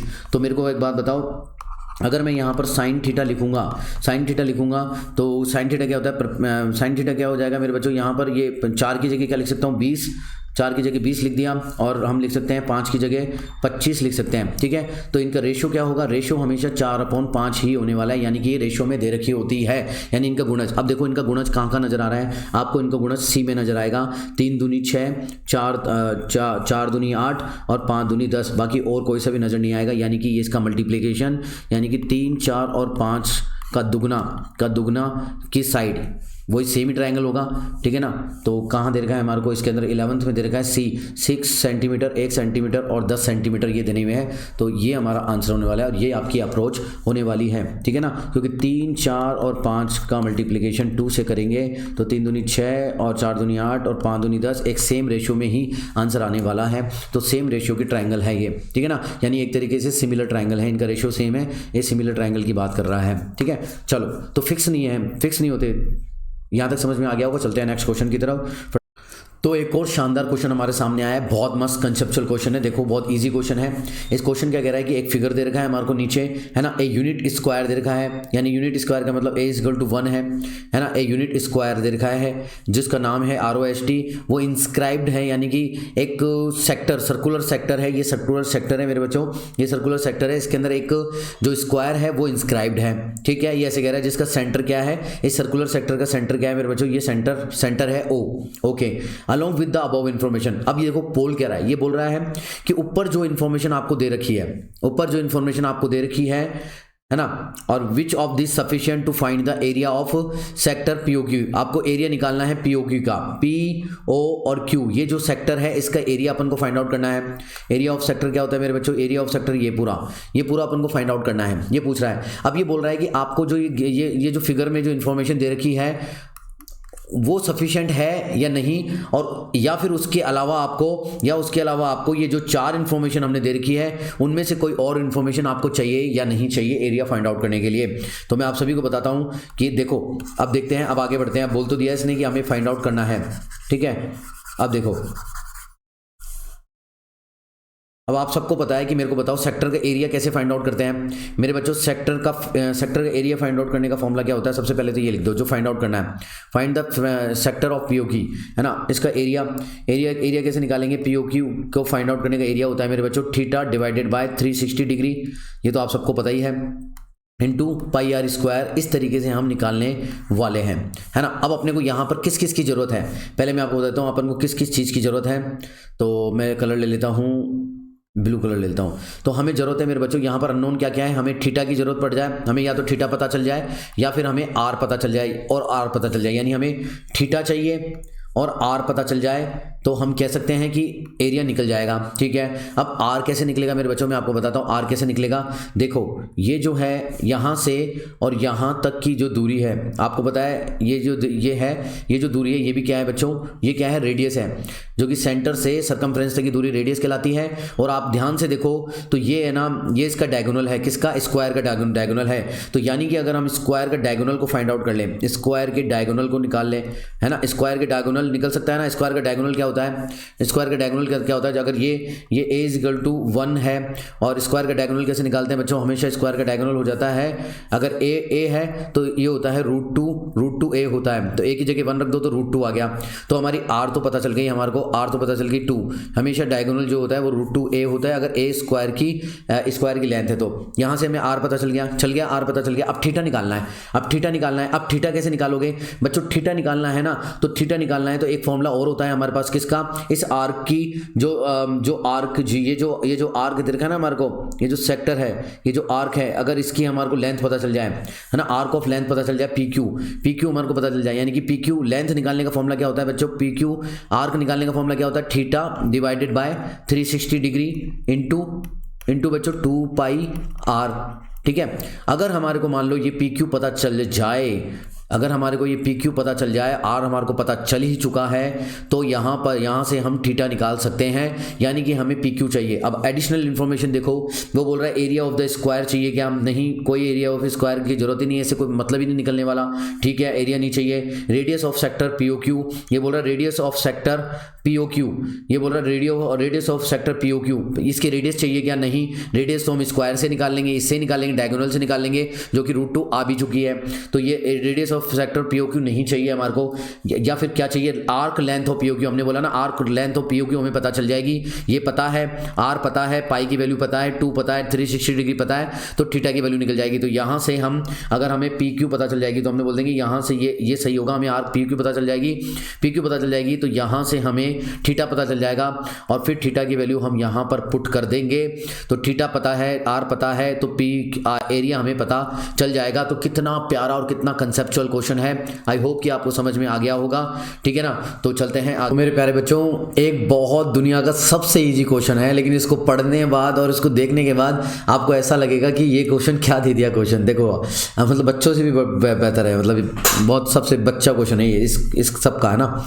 देखो ये जो दे रखी है ना इन्फॉर्मेशन, ये ऐसे यूं ही दे रखी है, ये 11th की है ना, ठीक है। लेकिन देखो क्या कह रहा है, एक बोल रहा है कि फिबोनाची इसको सीक्वेंस दे रखा है, का पैटर्न दे रखा है। बच्चों फिबोनाची सीक्वेंस क्या होता है मैं आपको थोड़ा सा बता देता हूँ, वैसे कोई मतलब की चीज़ नहीं है, आप देखना इसका आंसर बड़े आसानी से आ जाएगा। इसलिए कहते हैं कि कुछ इन्फॉर्मेशन को पढ़ने के बाद में आपको अजीब सा लग सकता है, लेकिन क्वेश्चन क्या पूछ रहा है वो इजी है। पहले अपन फिबोनाची की बात कर लेते हैं, आपको एक्स्ट्रा इन्फॉर्मेशन दे रहा हूँ। देखो फिबोनाची क्या है बच्चों? फिबोनाची सीरीज क्या होती है कि उनके पास 2 नंबर थे, 0 और 1 नंबर थे, तो उन्होंने 0 और 1 के बाद में कुछ सीरीज बनाई। कैसे? इन 2 नंबर को जोड़ा, और अगली टर्म लिखी। 0 और 1 को जोड़ा तो कितना आ गया? 1 आ गया। अब इन दोनों टर्म को जोड़ा तो कितना आ गया? 2 आ गया। अब इन दोनों टर्मों को जोड़ा तो 3 आ गया। ऐसे जोड़ते चले गए, 3 और 2 इसको जोड़ा तो 5 आ गया मेरे बच्चों, 5 और 3 को जोड़ा तो 8 आ गया, और 8 और 5 को जोड़ा तो तो बच्चों 13 आ गया। इस तरीके से ये सीरीज चलती रही। इसी को क्या बोलते हैं, है ना, फिबोनाची सीरीज बोलते हैं। अब इसमें क्या होता है कि ये इन्होंने बताया कि ये नेचर में हमेशा पाई जाती है। फिबोनाची सीरीज क्या होती है, नेचर में हमेशा एग्जिस्ट करती है, क्योंकि ये ब्यूटी ऑफ नेचर को दिखाती है। कैसे कि उन्होंने क्या किया कि इन नंबरों की सीरीज से कुछ चीजें कुछ बनाए, है ना। कैसे बनाए, यूनिट स्क्वायर होते, मान लो ये इस तरीके से, तो उन्होंने ये स्क्वायर बना दिया, 5 का स्क्वायर बना दिया, ये 5 का स्क्वायर बन गया, मान लो ये 3 का स्क्वायर बन गया, है ना, ये 2 का स्क्वायर बन गया, मान लेते हैं ये 1 का स्क्वायर बन गया, और इसमें फिर एक और 1 का स्क्वायर बन गया। तो उन्होंने कहा कि जब आर्क लिया ना इन्होंने, इस तरीके से आर्क लिया फिर उन्होंने, तो हर चीज़ क्या है, स्पायरल के अंदर मौजूद है, हर चीज़ स्पायरल के अंदर मौजूद थी। ऐसे कुछ बनता है, जैसे ये बन रहा है ना, ये इस तरीके से ऐसे करके ऐसे बनता है ये सीरीज़। बस ये चीज़ है, फिबोनाची सीरीज़ कहते हैं। और इससे बच्चों ये जो फिबोनाची डेज जो है ना, फिबोनाची डेज जो है वो 23 नवंबर को बनाया जाता है। 23 नवंबर को क्यों, क्योंकि 23 इसको लिखते हैं 23 11, और 11 नंबर को आगे कर दें तो 0/11/2023, मतलब 0/11/23। अरे ये पेन काम नहीं करा, 0/11/23 देखो इसकी तरह ही है ना, 0/11/23 है ना।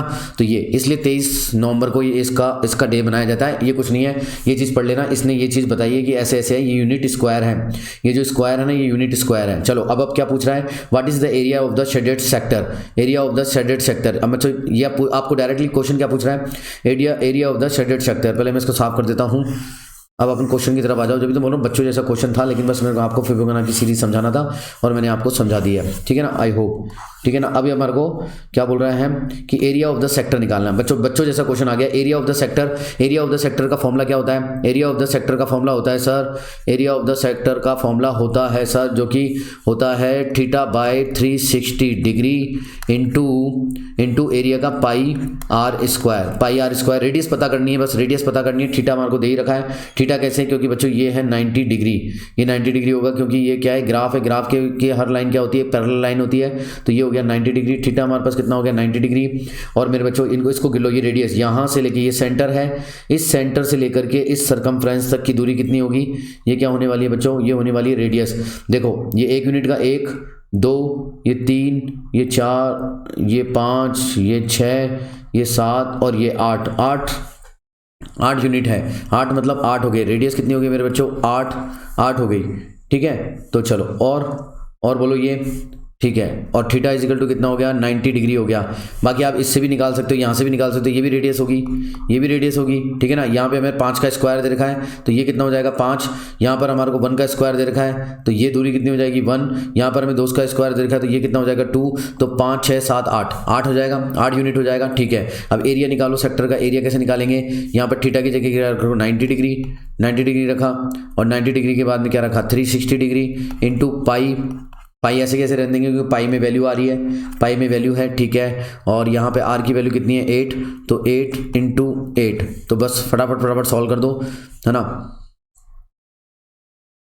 तो ये 8 से 8 कम 8 से इसको काट दो, 360 को 8 चौक 32 और 4 8 पंजे 40, तो 45 आ गया, ठीक है ना। और फिर उसके बाद में 90 से इसको काट दो, 45 से कम 45 दूनी 90, तो कितना हो गया 8 दूनी 16 पाई बच गया मेरे बच्चों, 16 पाई बच गया। तो इसका आर्क का एरिया क्या आ गया, आर्क का एरिया कितना आ गया बच्चों, 16 पाई स्क्वायर यूनिट मेरे बच्चों। स्क्वायर आएगा ना, स्क्वायर, और क्या किस में था, ये यूनिट में था, कोई यूनिट नहीं थी तो सिर्फ यूनिट लिख देंगे, स्क्वायर यूनिट। तो ये इसका आंसर होगा। आई थिंक सभी को समझ में आ गया होगा। दिस इज अ वेरी बच्चा क्वेश्चन, मतलब इतनी इन्फॉर्मेशन फालतू की दे रखी थी ताकि बच्चा घबरा जाए कि ये तो हमारे आउट ऑफ सिलेबस है, फिबोनाची सीरीज दे रखी है, पता नहीं क्या दे रखा है। कुछ नहीं है, सिर्फ यहाँ से आपको सिर्फ ये निकालना है, ये डायग्राम से आपको निकालना था, बस इतनी सी चीजें रखी थी। इसलिए बोल रहा हूँ ये डराया गया है और कुछ भी नहीं। इसलिए अपने कंसेप्ट पे भरोसा रखें और ये देखें कि जो पढ़ा है वही आएगा, बस जो पढ़ा है वही आएगा। अब इस फॉर्मूले को क्या आपको नहीं आता, क्या आता है ना, बस ठीक है, ओके। चलो तो नेक्स्ट क्वेश्चन की तरफ चलते हैं बिना किसी देरी के।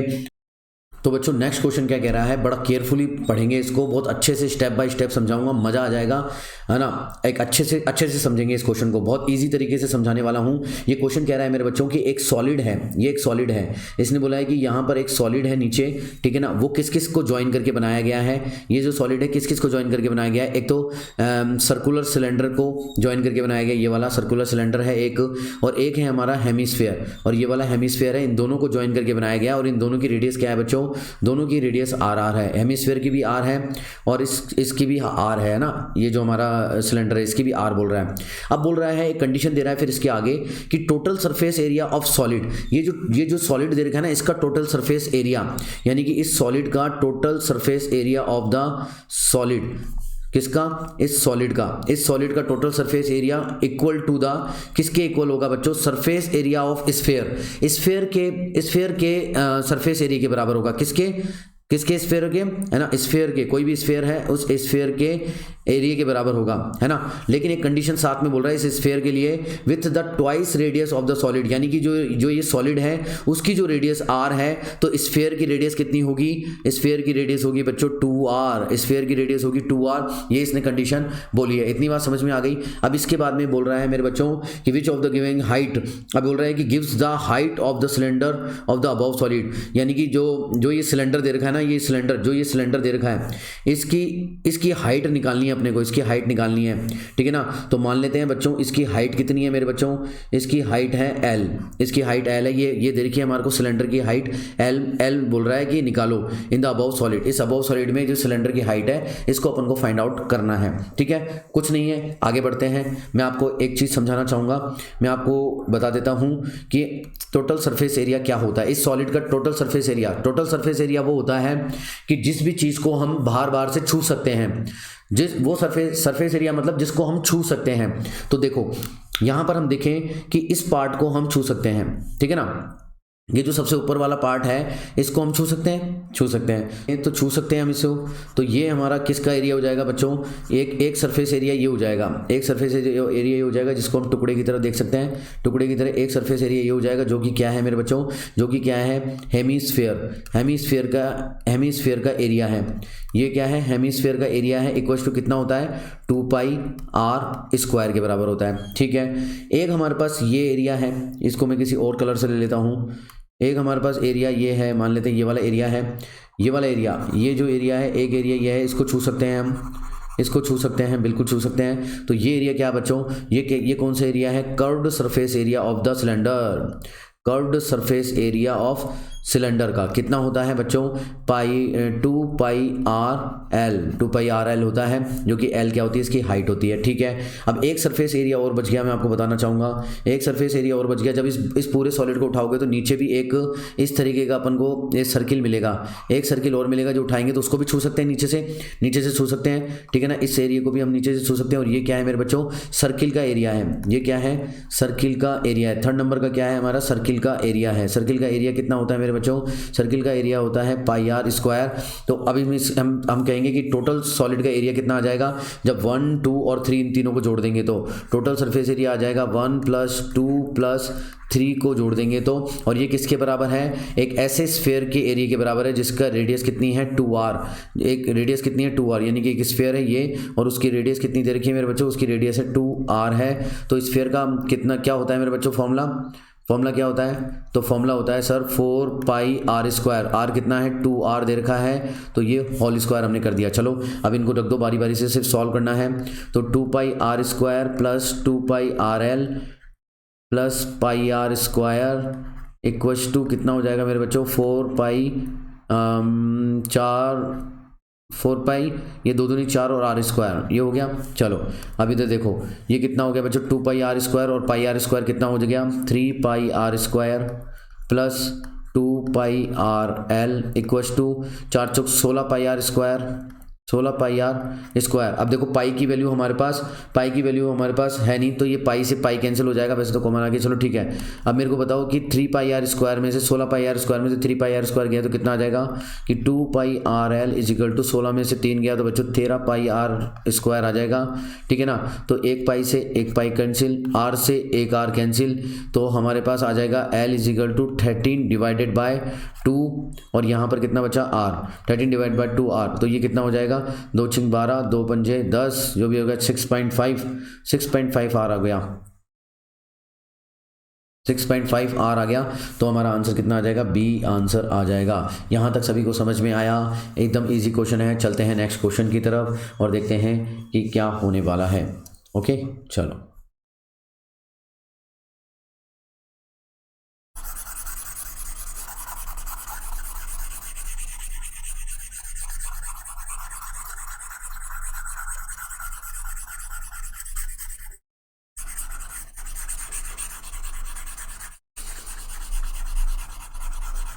तो बच्चों अगला क्वेश्चन आपका ट्रिग्नोमेट्री का क्वेश्चन आ गया है। इसको देख करके आपका दिल गार्डन गार्डन हो गया होगा। चलो सॉल्व करते हैं। आप पहले सॉल्व करते हो, मैं देखता हूँ कौन सॉल्व करता है। ये तो आपका फेवरेट है। तो कॉट थीटा और हमारे को दे रखा है sec square theta divided by मेरे बच्चों कॉसेक थीटा। अब हमारे को सिर्फ और सिर्फ क्या करना है, इस टर्म में कॉस थीटा और साइन थीटा में तोड़ना है। तो कॉट थीटा बराबर क्या होता है बच्चों, कॉट थीटा बराबर होता है cos theta divided by sine theta into sec theta क्या होता है 1 कॉस थीटा। तो कॉस स्क्वायर थीटा हो जाएगा क्योंकि सेक स्क्वायर थीटा दे रखा है, और डिवाइडेड बाय कॉसेक थीटा जो कि क्या होता है 1 साइन थीटा होता है। बस यहाँ तक सही है। ये देखो कॉस थीटा है, यहाँ पर एक है, यहाँ पर एक और कॉस थीटा है, तो ये काट दिया। अब आगे इसको हम सॉल्व करेंगे। तो ये क्या आ जाएगा 1 sign theta into cos theta divided by मेरे प्यारे बच्चों 1 साइन थीटा होने वाला है। अब इसको जब आगे सॉल्व करते हैं तो साइन थीटा ऊपर चला जाएगा और साइन थीटा और कॉस थीटा नीचे आ जाएंगे। यानी अगली स्टेप क्या होगी मेरे बच्चों, अगली स्टेप होगी साइन थीटा डिवाइडेड बाय, ये साइन थीटा ऊपर और साइन थीटा कॉस थीटा नीचे, तो sign theta into cos theta. अब यहाँ से साइन उड़ा दो तो आंसर में क्या आ जाएगा 1 कॉस थीटा। देखो 1 कॉस थीटा में है क्या, नहीं सेक थीटा है, तो 1 कॉस थीटा को क्या लिख सकते हैं सर, सेक थीटा लिख सकते हैं। मेरा आंसर तो आपसे पहले आ गया था सर। यार यू आर द ब्रिलियंट, आप अच्छे बच्चे हो, इसलिए आपका आंसर मेरे से पहले आ गया है। चलते हैं नेक्स्ट क्वेश्चन की तरफ। वेल डन मेरे बच्चों। एक बार थम्स अप हो जाए और नीचे कमेंट बॉक्स में कमेंट करके हो जाए कि मज़ा आ रहा है नहीं आ रहा है, और यहाँ तक पहुँच गए हो तो नीचे ज़रूर लिखना बिल्कुल सर थम्स अप मैंने दे दिया है। Okay come on done. आगे करते हैं, नेक्स्ट क्वेश्चन आपकी तरफ जा रहा है। ओके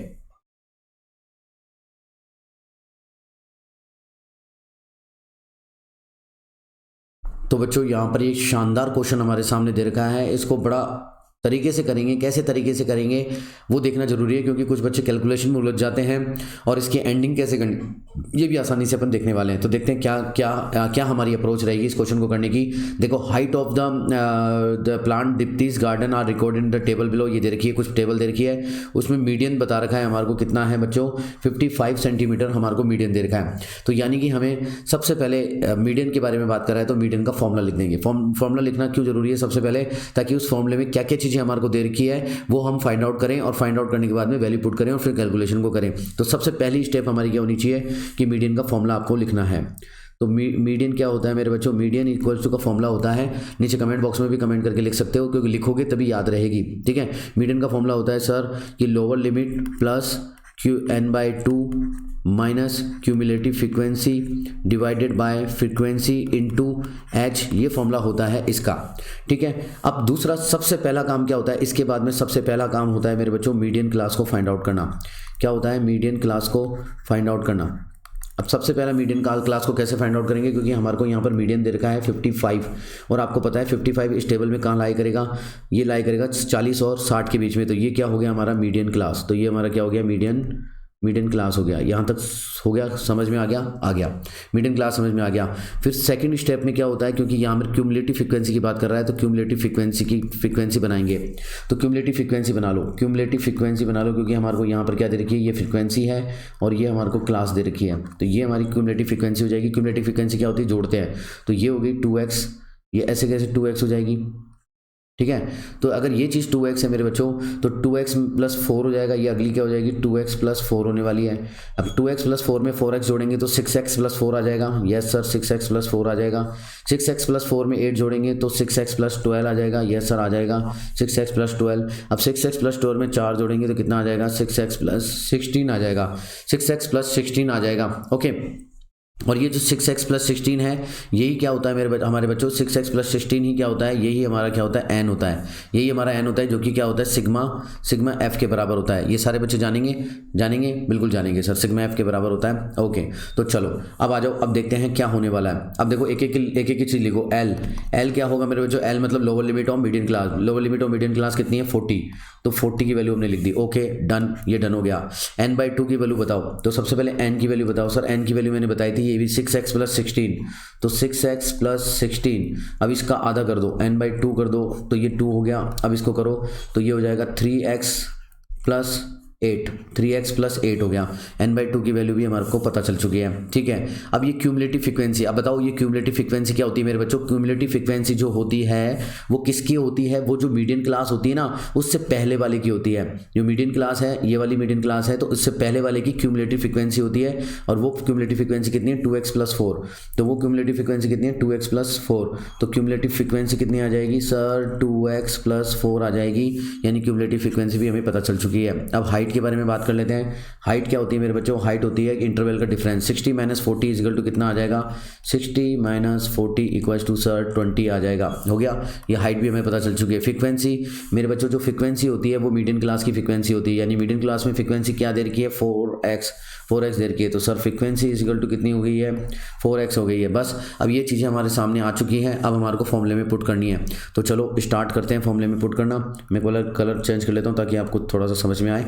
ओके चलो, हमें मीडियन दे रखा है, मीडियन कितना दे रखा है? 55। तो 55 लिख देंगे। 55 इक्वल्स टू एल की वैल्यू दे रखी है 40, तो यहाँ पर 40 आ गया, प्लस n/2 की वैल्यू 3x प्लस 8 कितना आ गया? 3x plus 8। Okay done. और फिर माइनस के क्यूमुलेटिव फ्रीक्वेंसी कितनी दे रखी है? 2x plus 4। तो माइनस का मेरे बच्चों, माइनस का 2x और अंदर भी माइनस जाएगा तो माइनस का 4, इसको करना ना भूले। माइनस का 4 डिवाइडेड बाय फ्रीक्वेंसी कितनी है मेरे बच्चों? 4x है सर, हाँ सर 4x है, इंटू h कितना है? 20 इंटू 20 यहाँ पर हो गया। अब देखो कैलकुलेशन कैसे करते हैं, पहले तो 55 में से 40 माइनस कर देंगे, 40 इधर आ जाएगा, 40 इधर आ गया, ठीक है। 55 में 40 गया तो बच्चों कितना आ गया सर? 15 आ गया, कोई दिक्कत नहीं है। ओके, अब देखो 3x में से 2x गया तो कितना आ जाएगा सर? x आ जाएगा। और 8 में से 4 गया तो प्लस का 4 आ जाएगा, तो प्लस के 4 आ गया ब्रैकेट के अंदर, डिवाइडेड बाय नीचे सर ये 4 था तो 4 से 1 4 गया और 5 चौक 20, 5 हो गया, ठीक है ना, इंटू का 5 डिवाइडेड बाय कितना? x। बस अब कर लो, 5 में से 1 गया, 5 दिए 15 और 3 को x से मल्टीप्लाई करोगे तो कितना आ गया? 3x इक्वल्स टू कितना आ गया? x प्लस 4 आ गया। सॉल्व करो तो ये इधर आ जाएगा, तो यानी कि 2x इज इक्वल टू कितना हो गया? 4 और x इज इक्वल टू कितना हो गया मेरे बच्चों? 2। तो x इक्वल टू कितना आ गया? 2 आ गया है। यही हमारा क्या है? आंसर। बताओ कहाँ दिक्कत आ रही है, कहाँ था, कहाँ क्या दिक्कत है? Option B is correct answer. तो कोई दिक्कत नहीं है, कंसेप्चुअल क्लैरिटी और करने का तरीका आपको पता होना चाहिए। 2-3 बार करोगे स्पीड भी इंक्रीज हो जाएगी। तो चलते हैं नेक्स्ट क्वेश्चन की तरफ बिना किसी देरी के। मजा आ रहा है तो थम्स अप दे देना, ओके बिल्कुल, और लाइक करना और कमेंट करना बिल्कुल भी मत भूलना। ओके चलो, तो बच्चों ये प्रोबेबिलिटी का क्वेश्चन है, प्रोबेबिलिटी का बहुत ही शानदार क्वेश्चन है। इस क्वेश्चन को करने के बाद में आपको प्रोबेबिलिटी के कंसेप्ट काफ़ी अच्छे हो जाएंगे। तो इस क्वेश्चन को करते हैं, है ना, मैथमेटिकली प्रूफ करेंगे, थ्योरेटिकली नहीं। मैथमेटिकली कैसे करना है, मान लो 1 मार्क में नहीं आया, आपको लिखने के लिए आ गया, है ना, तो कैसे सॉल्व करना है उस तरीके से देखेंगे, ढंग से देखेंगे, टाइम दे करके, ठीक है। एक बॉल है, एक हमारे को एक कटोरी दे रखी है ना, जिसके अंदर क्या रखे हुए हैं बच्चों? 3 रेड बॉल रखे हुए हैं और 2 ब्लू मार्बल रखे हुए हैं। मार्बल क्या होते हैं मेरे बच्चों? कंचे होते हैं, जो कि जिससे बचपन में खेला करते थे, मैंने भी खूब खेले हैं। इस वाली उंगली मोटी हो गई इससे, ठीक है ना। तो वो ब्लू मार्बल्स रखे हुए हैं, ठीक है ना। कितने रखे हुए हैं देखो, ये हमारे ब्लू मार्बल रखे हुए हैं, ये हमारा एक बकेट दे रखा है। एक बकेट में कितने मार्बल हैं? 3 तो रेड मार्बल हैं, 1 2 और ये 3 रेड मार्बल हैं। और ब्लू कितने हैं मेरे बच्चों? और ब्लू हमारे पास हैं 2 ब्लू रखे हुए हैं, तो 1 और एक 2 ब्लू, ठीक है, ओके कम, कोई दिक्कत नहीं है। Ruhi wants to pick a red marble, तो रूही जो है वो रेड मार्बल को पिक करना चाहती है केवल और केवल, ठीक है। चलो अब ये बोल रहा है क्वेश्चन में, which of the following changes could she makes so that the probability of picking A red marble is greater than that it was before. अब ये कह रहा है कि ये कुछ चेंजेस किए गए हैं। देखो बच्चों ये चेंजेस कुछ किए गए हैं, यानी कि वर्तमान की सिचुएशन क्या है, प्रेजेंट सिचुएशन क्या है, ये है प्रेजेंट सिचुएशन ये है। उसके बाद में ये कुछ चेंजेस करेगा और फिर हमसे पूछ रहा है कि जो अभी की जो सिचुएशन में जो प्रोबेबिलिटी आने वाली है, इस सिचुएशन में जो प्रोबेबिलिटी आने वाली है और बाद में कुछ चेंजेस किए जाएंगे, उनकी जो प्रोबेबिलिटी आएगी, तो जो वो प्रोबेबिलिटी आने वाली है, जो अभी की जो प्रोबेबिलिटी है, उससे कौन कौन सी ग्रेटर देन होगी, है ना। तो वो हमें आंसर में बताना है। चलो पहले देखते हैं, अभी वाले की प्रोबेबिलिटी निकालते हैं, समझ में आ जाएगा आपको। इसको कॉम्प्लिकेटेड नहीं है, मैं आपको बताता हूँ, ठीक है ना। अभी वाले की प्रोबेबिलिटी निकालते हैं, तो प्रोबेबिलिटी को मैं बोल देता हूँ इस अभी वाले की पीई बोल देता हूँ। अब इसकी प्रोबेबिलिटी बच्चों, जब भी कोई रूही जो है वो क्या निकालना चाहती है? रेड बॉल निकालना चाहती है, तो वो एक ये वाली रेड भी निकाल सकती है, ये वाली रेड भी, एक तो ये वाली रेड निकाल सकती है, ये वाली रेड भी और ये वाली रेड भी, 3 रेड बॉल निकाल सकती है। यानी कि उसकी फेवरेबल कंडीशन कितनी हो गई? फेवरेबल कंडीशन कितनी हो गई? 3 हो गई। और फेवरेबल कंडीशन को हमेशा कहाँ रखते हैं? ऊपर रखते हैं, है ना, न्यूमरेटर में रखते हैं। और डिनोमिनेटर में क्या रखते हैं? टोटल टोटल यानी टोटल कितनी कंचियां वो बाहर निकाल सकती है, या कितनी में से उसने 3 को निकाला है। तो टोटल यानी कि ये भी निकल सकती है, ये भी निकल सकती है, ये भी और ये भी, ये पांचों बाहर निकाल सकती है। तो टोटल आउटकम्स कितने आ सकते हैं, टोटल आउटकम 5 हो गए, है ना, 5 आउटकम हो गए, और इस टोटल 5 में से उसकी फेवरेबल कंडीशन कितनी है, 3। तो इसकी प्रोबेबिलिटी कितनी आ जाएगी, देखो ये आ जाएगा मेरे बच्चों 30, यानी कि ये आ जाएगी 6 पंजे 30, यानी कि 60 इसकी प्रोबेबिलिटी हो गई। ओके, अब देखो ये फर्स्ट कंडीशन में क्या चेंजेस कर रही है, उसको मैं कर देता हूँ PE1 कर देता हूँ। और इसने क्या बोला है कि एडिंग ए रेड मार्बल, यानी कि जो ये सिचुएशन दे रखी है, ये जो वर्तमान की सिचुएशन है, इसमें वो एक रेड मार्बल को ऐड कर रही है। चलो एक रेड मार्बल को अपन ऐड कर देते हैं। ओके कम ऑन, तो एक रेड मार्बल को अपन इसमें ऐड कर देते हैं। तो कितने रेड मार्बल हो जाएंगे बच्चों, पहले 3 थे, अब एक ऐड किया तो 4 हो जाएंगे, 1 2 3 और 1 4 रेड मार्बल हो गए। 2 कितने हैं ब्लू, 2 कितने हैं ब्लू, 2 कितने हैं ब्लू, 2 ब्लू के ब्लू रह गए, ठीक है, केवल एक को ऐड किया है। अब बताओ इसकी प्रोबेबिलिटी क्या होगी बच्चों, इसकी प्रोबेबिलिटी हो जाएगी, उसके फेवरेबल आउटकम कितने हैं, जल्दी बताओ इसके फेवरेबल आउटकम कितने हैं सर, 1 2 3 4 हैं, क्योंकि 4 रेड बॉल उसको निकालनी है, तो फेवरेबल आउटकम ऊपर आते हैं। और टोटल कितने हैं, 2 2 4 5 6 कंचियाँ वो निकाल सकती है टोटल, तो डिवाइडेड बाय 6। तो बच्चों 6 मार्बल वो टोटल निकाल सकती है। तो अब डिवाइड करके देखो कितना आ जाएगा, तो ये आ जाएगा 2/3, यानी कि कितना आ जाएगा 0.20 का मतलब हो गया 6 3 18 और वापस 66, तो ये 66.66। अब ये जो PE1 निकला है हमारा मेरे बच्चों, PE1 निकला है जो कि है ग्रेटर देन किससे, इस पहले वाली से, पहले वाली जो प्रोबेबिलिटी है इससे ज़्यादा है 0.66। तो हाँ ये हमारी फेवरेबल कंडीशन होगी। जो भी आंसर में कहा गया है कि ग्रेटर देन कौन सी होगी, ग्रेटर देन कौन सी प्रोबेबिलिटी होंगी, कौन सी प्रोबेबिलिटी होंगी चेंज करने के बाद, तो हाँ ये होगी, ठीक है। अब सेकंड वाली को देखते हैं, तो मैं यहाँ बना देता हूँ, ये तो यहाँ खत्म हो गई। अब सेकंड कंडीशन, ये हो गई हमारी पहली कंडीशन और ये हमारी सेकंड कंडीशन को मैं लिख देता हूँ PE2 लिख देता हूँ। अब इसके लिए बकेट बना देता हूँ, ये बकेट बना दिया। अब ये क्या बोल रहा है कि रिमूविंग ए ब्लू मार्बल, अब रिमूविंग ए ब्लू मार्बल को हटाना है। तो पहले कितनी थी, 3 रेड थी और 2 ब्लू थी, अब कितनी, 1 ब्लू हो जाएगी, 3 रेड हो जाएगी। तो 1 ब्लू तो लिख देता हूँ, 1 ब्लू ये रही, और 3 रेड कौन सी हो गई मेरे बच्चों, 3 रेड पहले वाली जो थी 1 2 और ये 3 रेड थी। अब प्रोबेबिलिटी बताओ, अब प्रोबेबिलिटी सर ये हो जाएगी PE2 की प्रोबेबिलिटी हो जाएगी सर, अब निकाल सकता है वो 3 रेड निकाल सकता है, ठीक है। 3 डिवाइडेड बाय कितने में से निकाल सकता है, 3 और 1 4, 3 और 1 4 में से निकाल सकता है। तो बताओ कितनी आ गई, 0 पॉइंट, ये 30 हो गया, तो 7 चौक 28 और 20 हो गया, 5 चौक 20, तो 0.75 जो है वो 0.60 यानी कि वर्तमान वाली से ज़्यादा है। तो यस सर ज़्यादा है, ओके। तो हमारा सेकंड भी क्या हो गया, फेवरेबल कंडीशन होगी क्योंकि ग्रेटर देन आ रहा है, ओके ठीक है। थर्ड कंडीशन मेरे प्यारे प्यारे विद्यार्थियों, मैं यहाँ पर लिख देता हूँ, इसको मैं यहाँ पर देखते हैं, इसको मैं यहाँ लिख देता हूँ, ठीक है। चलो थर्ड कंडीशन हमारी आ जाएगी, थर्ड कंडीशन मैं यहाँ कर देता हूँ, जो थर्ड कंडीशन हमारी यहाँ आ गई इसका एक बकेट बना देता हूँ। थर्ड कंडीशन का बकेट ये हो गया। अब ये बोल रहा है कि एडिंग 1 रेड, एक रेड ऐड कर दो और एक ब्लू रेड ऐड कर दो। पहले वाली में 3 थी तो एक रेड हो गई, तो यानी कि 4 रेड हो गई हमारी, टोटल कितनी हो गई, 4 रेड हो गई, समझ रहे हो। पहले 3 थी तो अब टोटल कितनी हो जाएगी, 3 और 1 4 रेड हो जाएगी, और एक ब्लू को ऐड करोगे तो 2 ब्लू, तो 3 ब्लू हो जाएगी। तो तीसरी ब्लू भी लेकर के आ जाता हूँ, 3 ब्लू, तो 1 2 और ये 3 ब्लू, कितने हो गए मेरे बच्चों, है ना। अब इसकी फेवरेबल आउटकम, अब इस फेवरेबल आउटकम कैसे निकालेंगे, यानी कि ये हो गई PE3 प्रोबेबिलिटी कितनी होगी इसकी, फेवरेबल आउटकम। अब कितने रेड निकाल सकती है वो, 1 2 3 4 फेवरेबल आउटकम, ये हो गए 4, कितनों में से, यानी कितनी टोटल निकाल सकती है सर, 2 2 4 5 6 7, सर 7 में से निकाल सकती हैं, ठीक है ना, 7 में से निकालेगी। तो अब कितनी प्रोबेबिलिटी हो गई, देखो 0.40 का मतलब हो गया 7 7 7 49 7 6 42 और 7 5 35, तो 0.5 35 5, फिर 5 बचा, 7 7 6 42 7 7 7 6 42 7 7 49, तो 0.57 होगी, जो कि डाउन, जो कि ग्रेटर देन, जो कि लेस देन होगी। ये क्या होगी, लेस देन होगी, किससे, लेस देन होगी 0.60 से। तो ये हमारी फेवरेबल कंडीशन नहीं हुई, यानी कि थर्ड वाली हमारी फेवरेबल कंडीशन नहीं है। तो हमारी फेवरेबल कंडीशन क्या क्या होंगी, केवल 1 और 2, जो कि ऑप्शन में दे रखा है, देखो बी ऑप्शन में दे रखा है कि 1 और 2, तो यही हमारी फेवरेबल कंडीशन होगी कि ऐसे कुछ चेंजेस करे गए हैं जो हमारी वर्तमान से ज़्यादा कौन है, ये 2 वाली और ये फर्स्ट वाली है। तो इस तरीके से आपको करके आना है। आई होप कि आपको समझ में आ गया होगा। ऐसे नोट्स बनाने और ऐसे ही लिख के आना है, जिसकी कंसेप्चुअल क्लैरिटी होगी वो इस तरीके से करने वाला है ना। ओके, समझ में आ गया। तो इसको 1 मार्क का ना समझे, ये सिर्फ प्रैक्टिस के लिए दिया गया कि कैसे आपको पेपर सॉल्व करने हैं, किस तरीके के क्वेश्चन आएंगे। ओके, इसी तरीके के क्वेश्चन आने वाले हैं। चलते हैं नेक्स्ट क्वेश्चन की तरफ। आई होप कि आपको समझ में आ रहा होगा। ओके चलो। बच्चों अगला क्वेश्चन असर्शन रीजन का है। असर्शन रीजन को देख करके घबराया मत करो, मैं एक अप्रोच दे रहा हूँ कि असर्शन रीजन को कैसे सॉल्व करना है। मान लो आपको क्या दे रखा है, एक बार असर्शन और एक बार एक रीजन दे रखा है, ठीक है। तो देखो अगर दोनों में से कोई एक गलत हो, दोनों में से कोई एक गलत हो तो आप और सी और डी में पहुंच जाओ। दोनों में से कोई भी एक गलत हो तो सी और डी में पहुंच जाओ।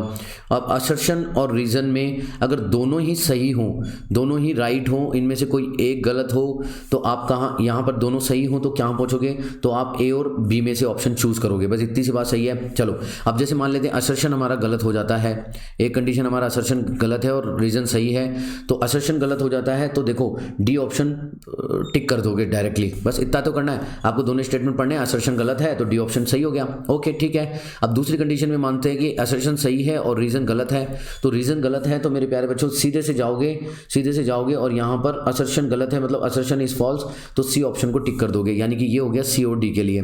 दूसरा असर्शन और रीजन हमने पढ़ा, हमने स्टेटमेंट पढ़ा और असर्शन और रीजन दोनों सही आ रहे हैं, दोनों सही आ रहे हैं, तो दोनों सही आ रहे हैं तो ऑप्शन ए और बी में से कोई आंसर होगा। लेकिन वो कब होगा, वो कब होगा, या जब वो तब होगा जब मान लो कि ए जो है वो कोई बात कह रहा है, उसका आर क्या है, एक्सप्लेनेशन कर रहा है। मान लो आर उसका एक्सप्लेनेशन कर रहा है, ए का सपोर्ट कर रहा है, ए का सपोर्ट कर रहा है, जो भी स्टेटमेंट दिया है, तो दोनों एक दूसरे से रिलेटेड हैं, तो क्या आ जाएगा, ऑप्शन ए करेक्ट हो जाएगा। दोनों रिलेटेड होंगे तो दोनों रिलेटेड होंगे तो ऑप्शन ए आ जाएगा।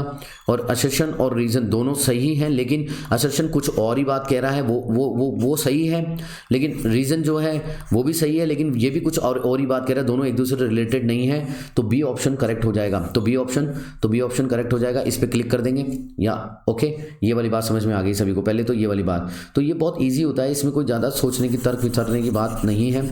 अब हम देखते हैं क्वेश्चन की तरफ चलते हैं, है ना। ये मेरे को समझाना था क्योंकि काफ़ी बच्चों को असर्शन और रीजन में प्रॉब्लम आती है। अब सुनो, अब क्वेश्चन क्या कह रहा है, हमारे सामने क्वेश्चन है, अब हम क्वेश्चन पढ़ते हैं। क्वेश्चन कह रहा है मेरे बच्चों, असर्शन क्या कह रहा है कि 2 is a prime number. 2 is a prime number, क्या कहते हो, 2 एक प्राइम नंबर है। हाँ, पूरी दुनिया जानती है कि सबसे छोटा प्राइम नंबर क्या होता है, 2 होता है। तो हमारा असर्शन क्या है मेरे बच्चों, असर्शन सही है, ठीक है, ओके डन।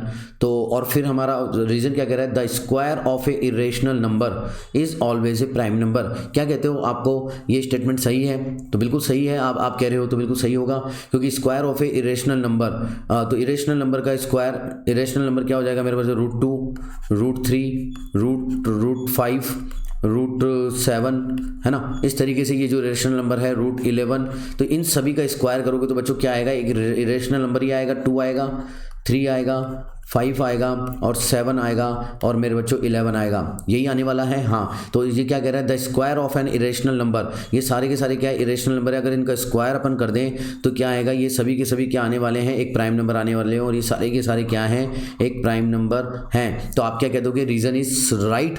क्या कह दोगे, रीजन इज राइट, नहीं, बिल्कुल भी राइट नहीं है। क्यों, क्या भूल गए आप, क्या भूल गए कि √6 जो है ये भी एक इरेशनल नंबर है, √8 जो है वो भी एक इरेशनल नंबर है। अगर इनका स्क्वायर करोगे मेरे प्यारे प्यारे विद्यार्थियों, इनका स्क्वायर करोगे तो 6 आएगा और 8 आएगा, और 6 और 8 क्या है, प्राइम नंबर नहीं है, ये क्या है, कंपोजिट नंबर है। इसलिए रीजन जो है, रीजन का जो स्टेटमेंट है वो कैसा है मेरे बच्चों, गलत है। यानी कि रीजन क्या है मेरे बच्चों, गलत है। मैंने बताया आपको, जब कोई भी एक गलत हो जाता है सी और डी में से आ जाओ। तो रीजन फॉल्स कहां पर दे रखा है, रीजन फॉल्स सी ऑप्शन में दे रखा है, reason is false, A is true, तो हमारा ऑप्शन हो जाएगा सी। यहां तक सही है, ओके ठीक है। तो सारे बच्चे कई बार क्या कोशिश करते हैं कि √2, √3, √5, √7, √11 ये मान लेते हैं, क्या √6 नहीं है इरेशनल नंबर, √8 नहीं है इरेशनल नंबर, है ना, ओके। तो आई होप कि ये समझ में आया होगा। तो रीजन हमारा क्या है, गलत है, और असर्शन हमारा सही है। तो चलते हैं नेक्स्ट क्वेश्चन की तरफ, इसी तरीके से मजे आने वाले हैं क्वेश्चन में। तो मेरे बच्चों अगला जो क्वेश्चन है वो भी हमारा असर्शन रीजन का है, बहुत शानदार क्वेश्चन है, देखते हैं क्या कह रहा है। इसमें भी एक कंसेप्ट लगेगा शानदार वाला। तो असर्शन क्या कह रहा है, देखो असर्शन कह रहा है, the origin is only point equi distance from 2, 3 and -2, 3, यानी कि 2 पॉइंट दे रखे हैं। तो ये कह रहा है कि केवल और केवल ये 2 पॉइंट से केवल एक ही पॉइंट ऐसा होगा, वो भी ओरिजिन होगा, जो इनसे इक्वी डिस्टेंट पर होगा। तो चलो देखते हैं क्या होने वाला है। पहले मैं एक बार कोऑर्डिनेट बना देता हूँ, ठीक है ना, कोऑर्डिनेट बना लेता हूँ, चलो आ जाओ, ठीक है। तो मैंने ये लाइन ड्रॉ करी और मैंने ये लाइन भी ड्रॉ करी। ठीक है, तो चलो इन कोऑर्डिनेट को ड्रॉ कर लेते हैं जो हमारे को दे रखे हैं। हमें क्या दे रखा है, कोऑर्डिनेट क्या दे रखे हैं मेरे बच्चों, 2 3 दे रखे हैं। ये दोनों पॉजिटिव हैं तो फर्स्ट क्वाड्रेंट में लाई करेंगे। ठीक है, फर्स्ट क्वाड्रेंट में लाई करेंगे तो मैंने यहाँ पर लिख दिए कि सर ये 2 और ये 3 एक पॉइंट ये है। चलो -2 और -3 कौन से क्वाड्रेंट में लाई करेंगे, -2 और -3 सर ये थर्ड क्वाड्रेंट में लाई करेंगे। तो बच्चों अप्रोच देखो ऐसे ही होती है। अब देखो आपको भगना नहीं है, ये अप्रोच सीखोगे जब भी तो आपको मैथमेटिक्स से खेलोगे। -2 और -3 अब जो मैं कर रहा हूँ ये चीज़ें आपको समझ में आ ही रही है कि ईजी है, ये कर दिया। ठीक है, ओके। अब मैं इसको ज्वाइन कर देता हूँ, एक बार रुको, इसको ज्वाइन कर देता हूँ और बिल्कुल इसको ज्वाइन कर देता हूँ। मैं इस लाइन को मैं ज्वाइन कर देता हूँ। ये मैंने लाइन ज्वाइन कर दी मेरे प्यारे प्यारे विद्यार्थियों। ठीक है, ओके। तो ये पॉइंट यहाँ पर हो गया, तो मैंने ज्वाइन कर दिया इसको। तो ये पॉइंट क्या था मेरे बच्चों, 2 3 ये वाला पॉइंट था और ये वाला बच्चों -2 और -3 था। अब यहाँ पर कैच क्या है, यहाँ पर एक ही कैच है। आपने एक थ्योरम का नाम सुना है, वो थ्योरम का नाम है मेरे बच्चों परपेंडिकुलर बाइसेक्टर थ्योरम। परपेंडिकुलर, ये सबको जिसको पता है वही कर पाता है। ये परपेंडिकुलर बाइसेक्ट है ना, परपेंडिकुलर बाइसेक्ट थ्योरम के द्वारा हम क्या करेंगे, इसके ऊपर एक परपेंडिकुलर खींचेंगे, परपेंडिकुलर बाइसेक्ट खींचेंगे। ठीक है, चलो परपेंडिकुलर बाइसेक्टर खींचेंगे। तो आ जाओ, इसके ऊपर परपेंडिकुलर बाइसेक्ट मैंने खींच दिया है, ये मैंने खींच दिया है, ये खींच चुका हूँ। अब आपको पता है कि जो भी ये परपेंडिकुलर बाइसेक्ट पर जितने भी पॉइंट है ना, उससे ये एंड पॉइंट हमेशा बराबर दूरी पर होगा। ठीक है ना, उससे मान लो ये पॉइंट है तो उससे जो ये लाइन सेगमेंट हमारे को दे रखा है उसका एंड पॉइंट ये और ये वाला एक पॉइंट, ये दोनों बराबर दूरी पर होंगे। इस पे जितने भी पॉइंट खींचे जाएंगे, इस पॉइंट से इसको जोड़ेंगे तो ये बराबर दूरी पर होगा और ये भी बराबर दूरी पर होगा। मान लो इसी तरीके से ये यहाँ से यहाँ पर बराबर दूरी पर होगा, ये यहाँ से बराबर दूरी पर होगा। कुल मिलाकर ये कहानी है। तो यानी कि केवल ओरिजिन ही ऐसा नहीं है, केवल ओरिजिन ही ऐसा नहीं है, केवल ओरिजिन ही ऐसा नहीं है जो इन दोनों से बराबर दूरी पर हो, बल्कि ऐसे बहुत सारे अनगिनत पॉइंट हैं, इनफाइनाइट पॉइंट्स हैं जो इन दोनों पॉइंटों से बराबर दूरी पर है ना। ये हमने बता दिया है। और आपको मैं बता देता हूँ इस थ्योरम का कहाँ पर यूज़ किया जाता है। इस थ्योरम का यूज़ किया जाता है कि जो भी हमारे फ्लाईओवर्स होते हैं ना, मान लो ये बड़ा सा फ्लाईओवर है तो फ्लाईओवर के बीचों बीच हम क्या करते हैं, एक बड़ा सा पोल खींच देते हैं, बड़ा सा पोल खड़ा कर देते हैं। ठीक है ना, और फिर उसके बाद में जो हमारा ये ब्रिज है, ब्रिज के एंड से तार खींच दिए जाते हैं इस पर, आपने देखे होंगे। तो इन दोनों तारों की लंबाई क्या होती है, बराबर बराबर होती है। ये दोनों तारों की लंबाई क्या होती है, बराबर बराबर होती है। तो इस तरीके से हमारे ब्रिज के ये खींच दिए जाते हैं और ये तार, तो वहाँ पर ये परपेंडिकुलर बाइसेक्ट थ्योरम का यूज़ किया जाता है। आई थिंक आपको समझ में आ गया होगा। इस तरीके से हम कहेंगे कि सर असर्शन क्या है, असर्शन सर फॉल्स है। और जैसे ही असर्शन फॉल्स आता है तो सीधे अटैक करेंगे किस पर, सीधे अटैक करेंगे डी पर, और ये सही हो गया। हमें ये पढ़ने की जरूरत भी नहीं है रीज़न, लेकिन यहाँ पर समझने के लिए हम पढ़ लेते हैं कि the origin is the mid point of the line joining. ये दोनों जो पॉइंट है, ये दोनों जो पॉइंट थे उनकी जो लाइन को ज्वाइन करने वाला का मिड पॉइंट ओरिजिन होगा। क्या ओरिजिन होगा, हाँ पता है हमारे को ओरिजिन होगा। कैसे, ये दो एक लाइन दे रखी है ये और ये लाइन दे रखी है, इसके पॉइंट दे रखे हैं मान लो 2 और 3 और एक पॉइंट दे रखे हैं -2 और -3, देख के पता चल जाएगा। हमें इसके मिड पॉइंट निकालने हैं। तो बच्चों मिड पॉइंट क्या होंगे, मिड पॉइंट इन दोनों का योग करके 2 का भाग लगा दो, फिर इन दोनों का योग करके 2 का भाग लगा दो, यानी एवरेज ले लो इनका। यानी कि एक्स एक्सिस क्या हो जाएगा मेरे बच्चों, 2 - 2 डिवाइडेड बाई 2, यानी कि कितना हो जाएगा 0 और 3। मैं करके इसलिए बता रहा हूँ ताकि आपको कुछ और मिल जाए एग्जाम में। तो ठीक है ना, तो हमारा मकसद सिर्फ यही तोड़ना करना है। 3 - 3 3 + 3 यानी कि 3 - 3 डिवाइडेड बाई 2 यानी कि 0। तो ये आगे कोऑर्डिनेट, इसके कोऑर्डिनेट कितने आगे बच्चों, एक्स और वाई कोऑर्डिनेट कितने आगे सर, ये 0 0 आगे, जो कि क्या है ओरिजिन है। हाँ सर ये स्टेटमेंट वाकई में ट्रू है, ये भी हमने देख लिया है। आई होप कि आपको समझ में आ रहा होगा कि किस तरीके से हमें अप्रोच करनी है। आपको भगना नहीं है, तेज नहीं करना है। एक दिन ज़्यादा दे दो तो कि क्या फ़र्क पड़ जाएगा। ठीक है, तो चलो अब चलते हैं नेक्स्ट क्वेश्चन की तरफ। ओके, फटाफट आ जाओ। तो मेरे प्यारे बच्चों एक और इंटरेस्टिंग क्वेश्चन आपके सामने आया है, बहुत कंसेप्चुअल क्वेश्चन है, इसको भी सॉल्व करेंगे। देखते हैं क्या कह रहा है ये, देखो मजे मजे में हो जाएगा सॉल्व। कि whether 3 line represented, 3 line represent कर रही है इक्वेशन को, नीचे दे रखी है 3 लाइनें, ठीक है ना, और बोल रहे हैं कि गिवन बिलो इंटरसेक्ट ए कॉमन पॉइंट। ये तीनों लाइनें एक कॉमन पॉइंट पर इंटरसेक्ट करती है, यानी कि एक कॉमन पॉइंट कोई भी होगा, वहां से ये लाइन भी गुजर रही होगी, ये लाइन भी गुजर रही होगी और एक तीसरी लाइन भी गुजर रही होगी। ये पॉइंट आपको फाइंड आउट करना है। ये फाइंड आउट आउट करना है और बताना है कि ये तीनों लाइनें इससे गुजर रही है। तो कैसे करोगे, जबकि आज तक तो आपने दो लाइनों को ही सॉल्व किया है, दो लाइनों का इंटरसेक्शन पॉइंट निकाला है। तो कैसे करोगे, अप्रोच क्या रहेगी? ये तो सीबीएसई ने कुछ गड़बड़ कर दिया आप लोगों के साथ में, ऐसा सोच रहे होंगे, एक लाइन, ये दूसरी लाइन और मेरे प्यारे बच्चों ये तीसरी लाइन। ठीक है, अब इसमें अप्रोच क्या रहेगी? सबसे पहली अप्रोच ये रहेगी कि हम इन तीनों में से कोई भी दो लाइन ले लेंगे, यानी आपका ही कंसेप्ट यूज करेंगे, इनमें से दोनों में से दो इक्वेशन ले लेंगे और इन दोनों इक्वेशन को सॉल्व करके उनका इंटरसेक्शन पॉइंट निकालेंगे, एक्स और वाई को निकालेंगे। जब ये एक्स वाई निकल जाएगा तो हम चेक करेंगे जो रिमेनिंग थर्ड लाइन बची है, उस थर्ड लाइन में उस कोऑर्डिनेट को पुट करके देखेंगे। अगर LHS is equal to RHS आता है, दैट मीन्स वो पॉइंट उस लाइन पर लाई करता है, तो हम ये कह सकते हैं कि तीनों लाइन के एक ही पॉइंट होगा। ये बात आगे समझ में, इस तरीके से अपन करने वाले हैं। अब करेंगे कैसे, देखो अब इसको करके भी दिखाना है अपन को, तो करेंगे कैसे, आ जाओ मेरे साथ में जल्दी सी, कम ऑन। तो यहाँ पर दो लाइन कोई सी भी ले लूँ मैं, यहाँ पर मैं शुरू वाली दोनों लाइनें ले, तो हम क्या लिख सकते हैं, फ्रॉम 1 and 2 इक्वेशन से, कौन कौन सी है हमारे पास, 1 and 2, 2x plus y minus 1 equals to 0, और दूसरी वाली क्या है मेरे बच्चों, दूसरी वाली है 4x प्लस 3y प्लस के 5 इक्वल्स टू 0। अब इनमें इसको बराबर कर देते हैं, x को बराबर कर लेते हैं, तो x को बराबर करने के लिए इसको 2 से मल्टीप्लाई कर देते हैं और इसको 1 से मल्टीप्लाई कर देते हैं, मतलब ठीक है ना, आगे बढ़ते हैं। और नेक्स्ट हमें क्या क्या मिलती है इक्वेशन, 2 दूनी 4x प्लस 2 दूनी y 2y माइनस के 2 इक्वल्स टू 0, और ये हो जाएगी 4x प्लस 3y प्लस के 5 इक्वल्स टू 0। ठीक है, अब हम इसे सब्सट्रैक्ट करने पर माइनस माइनस और यहाँ पे भी माइनस आ जाएगा। चलो, तो 4 में से 4 गया, कुछ नहीं बचा, ये कट गया, ओके ये हो गया।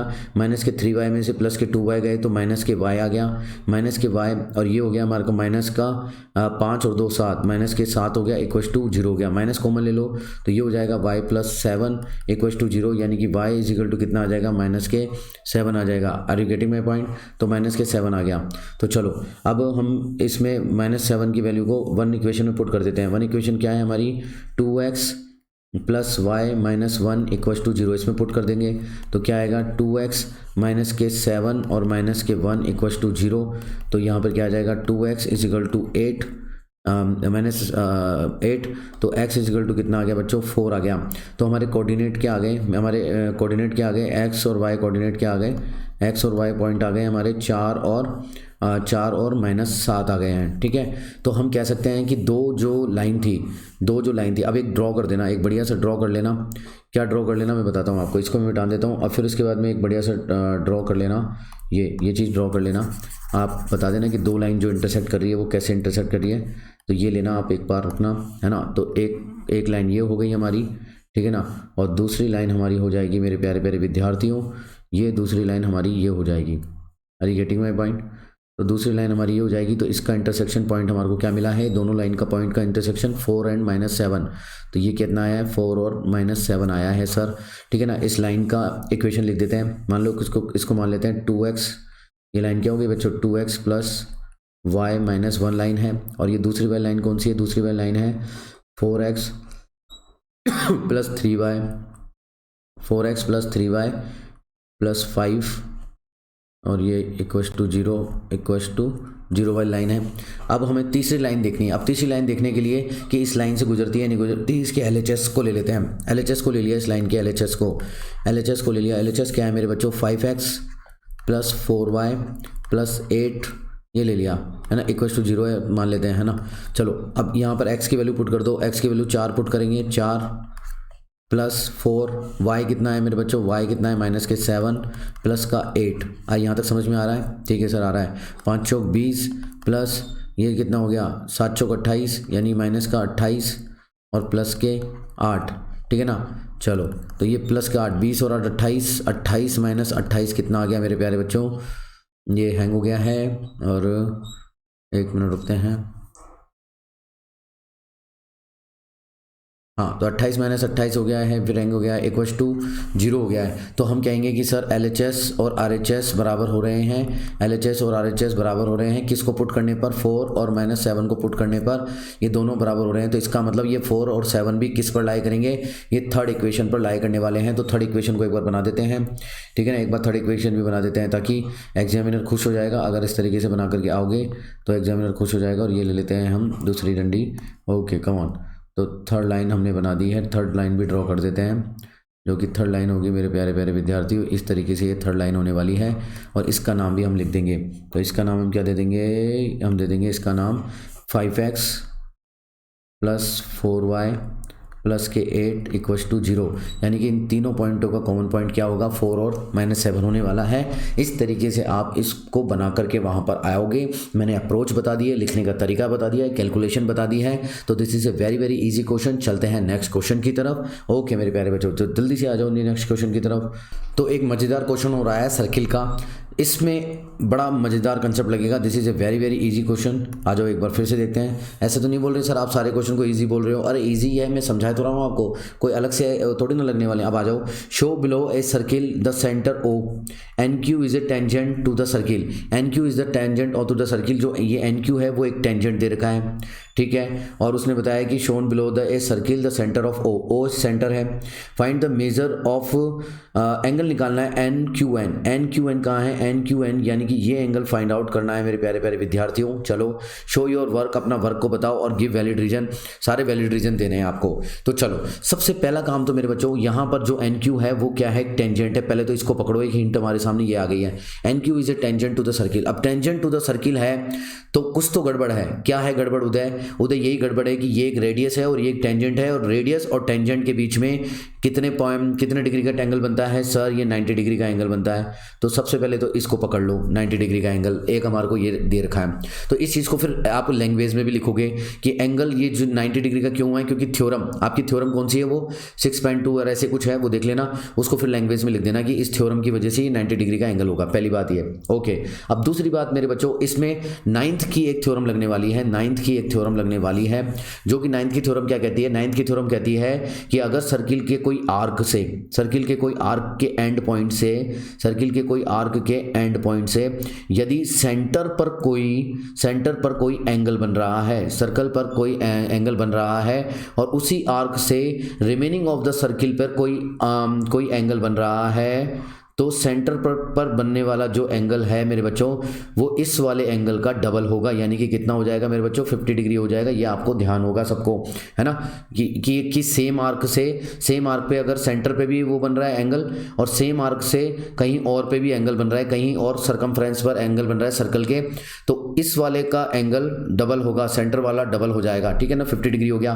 अब आप बता सकते हो कि एंगल, तो ये सारी चीज़ लैंग्वेज में लिख दी। फिर लैंग्वेज में लिखने के बाद में एंगल बनाना है आपको, अलग से ले लेना है इस एंगल को, एंगल बोलना है कि अब इस एंगल में क्या क्या चीज़ें हमारे को पता हो चुकी है सर, O, N और Q, क्योंकि तीनों एंगल का जोड़ ये होता है। इसमें ये वाला एंगल है 90 डिग्री पता चल चुका है, और ये वाला हमारे को 50 डिग्री पता चल चुका है, और ये वाला एंगल निकालना है जिसमें कोई बड़ी बात नहीं है, क्योंकि तीनों एंगलों का यूज़ होता है मेरे बच्चों 50 डिग्री प्लस 90 डिग्री और प्लस मान लो इसको थीटा मान लो, प्लस थीटा इक्वल्स टू कितना होता है 180 डिग्री।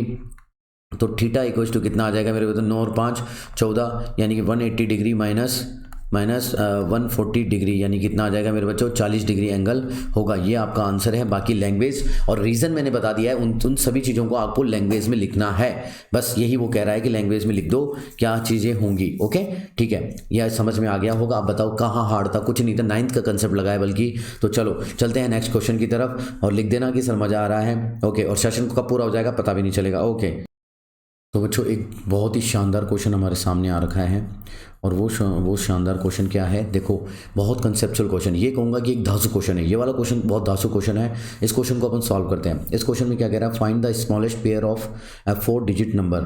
एक दो पेयर हैं, दो नंबर हैं, smallest pair number of 4 digit number के दो डिजिट है ना। तो पहली चीज़ तो हमारे को ये बोल रहा है, और दूसरा बोल रहा है कि उनके बीच का जो डिफरेंस है, उन दो नंबरों के जो बीच का डिफरेंस है वो 303 है। तो दूसरी कंडीशन ये बोल रहा है हमारे को, and there here HCF is 101 है। तीसरी चीज़ हमें ये बोल रहा है, इन तीनों चीज़ों का यूज़ करके हमारे को स्टेप्स में बताना है ना, और फाइंड करना है स्मॉलेस्ट पेयर को। मान लेते हैं वो दो नंबर हैं वो मान लेते हैं वो दो नंबर जो हैं वो हैं हमारे A और B नंबर हैं। तो A नंबर क्या होंगे ये देखना है हमारे को, और B नंबर क्या होगा ये देखना है, और ये दोनों के दोनों क्या हैं, स्मॉलेस्ट 4 डिजिट नंबर हैं, 4 डिजिट के स्मॉलेस्ट पेयर हैं। ठीक है, चलो पहली चीज़ मैंने ये लिख दी। दूसरी चीज़ क्या बोल रहा है कि डिफरेंस बिटवीन, उनके बीच में जो डिफरेंस है, मान लो बड़े और छोटे के बीच में जो डिफरेंस है वो है कितना है बच्चों, वो है 303 का डिफरेंस है। ओके, ये बात भी मैंने लिख दी। थर्ड कंडीशन में क्या बोल रहा है कि HCF इज 101, उन दोनों के बीच का जो कॉमन है वो कितना है, 101 है। ठीक है, इतनी बात आपको समझ में आ गई। ये तो सिर्फ लिख दी हमने वो चीज़। अब यहाँ तक कोई दिक्कत नहीं है, तो अब कंसेप्ट शुरू करते हैं। कंसेप्ट ये है मेरे बच्चों कि वो जो दो नंबर हैं, देखो दो नंबर जो है मान लो वो A है और ये B है, तो ये तो बात मानते हो कि उन दोनों के बीच का HCF अगर 101 तभी आएगा जब दोनों नंबरों का एक फैक्टर क्या होगा, एक कॉमन फैक्टर क्या होगा, 101 होगा। यानी कि 101 इसमें भी होगा और 101 इसमें भी होगा, और एक फैक्टर ऐसा होगा जो कि दोनों में नहीं होगा। मान लेते हैं वो एक नंबर, यानी कि वो एक फैक्टर क्या होगा, मान लेते हैं एक में वो P है और एक में वो Q है। तो ये बात तो मानते हो कि HCF केवल कॉमन का आता है, यानी कि 101 और 101 का। इसके अलावा ऐसे ये दो नंबर जो हैं P और Q, इनमें से कुछ भी कॉमन नहीं आने वाला है इन दोनों नंबरों में से। ये बात मानते हो HCF यही होता है? हाँ, कि सर और P और Q क्या होंगे, P और Q में से केवल 1 कॉमन आ सकता है और कुछ भी कॉमन नहीं आ सकता है। इसका मतलब P और Q क्या है, P और Q सर एक को प्राइम नंबर है, और को प्राइम नंबर क्या होते हैं, जिसमें केवल 1 कॉमन हो आपस में और कुछ भी कॉमन नहीं हो, तो ये चीज़ को प्राइम नंबर है। ये भी आपको लिखना होगा। ये सर लिख दिया, यहाँ तक मुझे कोई दिक्कत नहीं है आपको? चलो ठीक है। तो अब मुझे आगे की कहानी ये बताओ कि अब एक काम करते हैं, हमें दो नंबर मिल गए हैं। ये दो नंबर मैंने 2 इक्वेशन, इसको नंबर 3 इक्वेशन दे दिया है, तो हम इक्वेशन 1 से इनके बीच का डिफरेंस यूज़ करते हैं, है ना। इक्वेशन 1 को यूज़ करते हैं अपन। चलो 1 को यूज़ कर लेते हैं। 1 को यूज़ करके क्या आएगा मेरे बच्चों, A minus B equals to 303 हमारे को दे रखा है, और A की वैल्यू क्या है, A की वैल्यू है sir 101 into P minus 101 into Q equals to कितना आ जाएगा बच्चों, 303 आ जाएगा। ठीक है, चलो 101 कॉमन आ गया और हमारे सामने आ गया है P minus Q equals to 303। तो हमारे सामने क्या आ गया है, ये 3 बार डिवाइड हो गया, तो P minus Q equals to कितना आ चुका है, 3 आ चुका है। यानी कि इन दोनों का डिफरेंस P माइनस Q और इन दोनों का डिफरेंस, यानी कि जो दो ये फैक्टर हैं इनका डिफरेंस कितना होगा, 3 होगा। ये बात समझ में आ गई? यस सर आ गई। तो इन दोनों के बीच का डिफरेंस 3 होगा। ओके चलो, तो इस इक्वेशन को हम 4th इक्वेशन नाम दे देते हैं। यहाँ तक समझ में आ गया? बोले सर कुछ भी नहीं है दिक्कत, यहाँ तक तो समझ में आ गया है। आगे बताएं सर कहना क्या चाहते हो। अब मैं कहना ये चाहता हूँ कि अब आप एक काम करो कि 4 डिजिट का नंबर है बच्चों, वो 4 डिजिट का नंबर है, तो एक काम करो, सबसे स्मॉलेस्ट नंबर 4 डिजिट का क्या होता है मेरे बच्चों, 999 के बाद क्या आता है, 999 के बाद में 1000 आता है, और 1000 सबसे स्मॉलेस्ट नंबर होता है। तो हम एक काम करते हैं, किसी भी एक नंबर को 1000 मान लेते हैं। चलो हमने बोला कि सर लेट सपोज कि A क्या है हमारा 1000 है। क्यों माना हमने इसको, क्यों माना, इसलिए माना हमने कि 1000 के आसपास का नंबर हमें फाइंड आउट करना है, स्मॉलेस्ट नंबर। ठीक है, अब अगर A जो है 1000 है, तो मेरे को एक बात बताओ, A का एक फैक्टर 101 है, 101 है, यानी कि किसी नंबर का कोई भी फैक्टर होता है और तो वो उस नंबर को पूरी तरह डिविजिबल करता है नहीं करता, पूरी तरह डिवाइड करता है नहीं करता, हाँ करता है सर। तो 101 1000 को पूरा डिवाइड करना चाहिए, पूरा डिविजिबल करना चाहिए। ठीक है ना, चलो पूरा करेगा डिविजिबल। तो चलो आ जाओ, तो हम 1000 में भाग दे देते हैं, 1000 में भाग दे देते हैं मेरे प्यारे प्यारे विद्यार्थियों।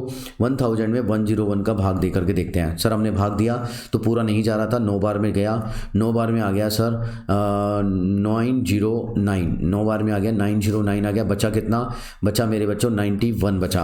अब आपको एक चीज़ पता है, जब भी एक चीज़ पता है, क्या पता है कि अगर अब आप ये जो रिमाइंडर बचा है और इस डिविडेंड में से इस रिमाइंडर को घटा देते हो, इस डिविडेंड में से रिमाइंडर को घटा देते हो, तो जो संख्या आएगी वो 100% अब इस डिविजिबल से 100% पूरी तरह डिवाइड होगी। ठीक है, समझ रहे हो मेरी बात को? चलो आओ, यानी कि अगर हम 1000 में से अब इस 91 को हम माइनस कर देते हैं तो जो भी संख्या आएगी, और वो संख्या क्या आएगी मैं बता देता हूँ आपको। एक बार येलो पेन ले लेते हैं, और वो पेन क्या आने वाली है कि 1000 में से 91 गए तो इसका मतलब कितना हो जाएगा, ये हो जाएगा 993 होगा, कितना होगा 909 मतलब 909 910, हाँ 909 हो जाएगा। ये कितना हो जाएगा बच्चों, 909 हो जाएगा। अब ये जो 909 है, अब 101 से 100% क्या होगा, डिविजिबल होगा।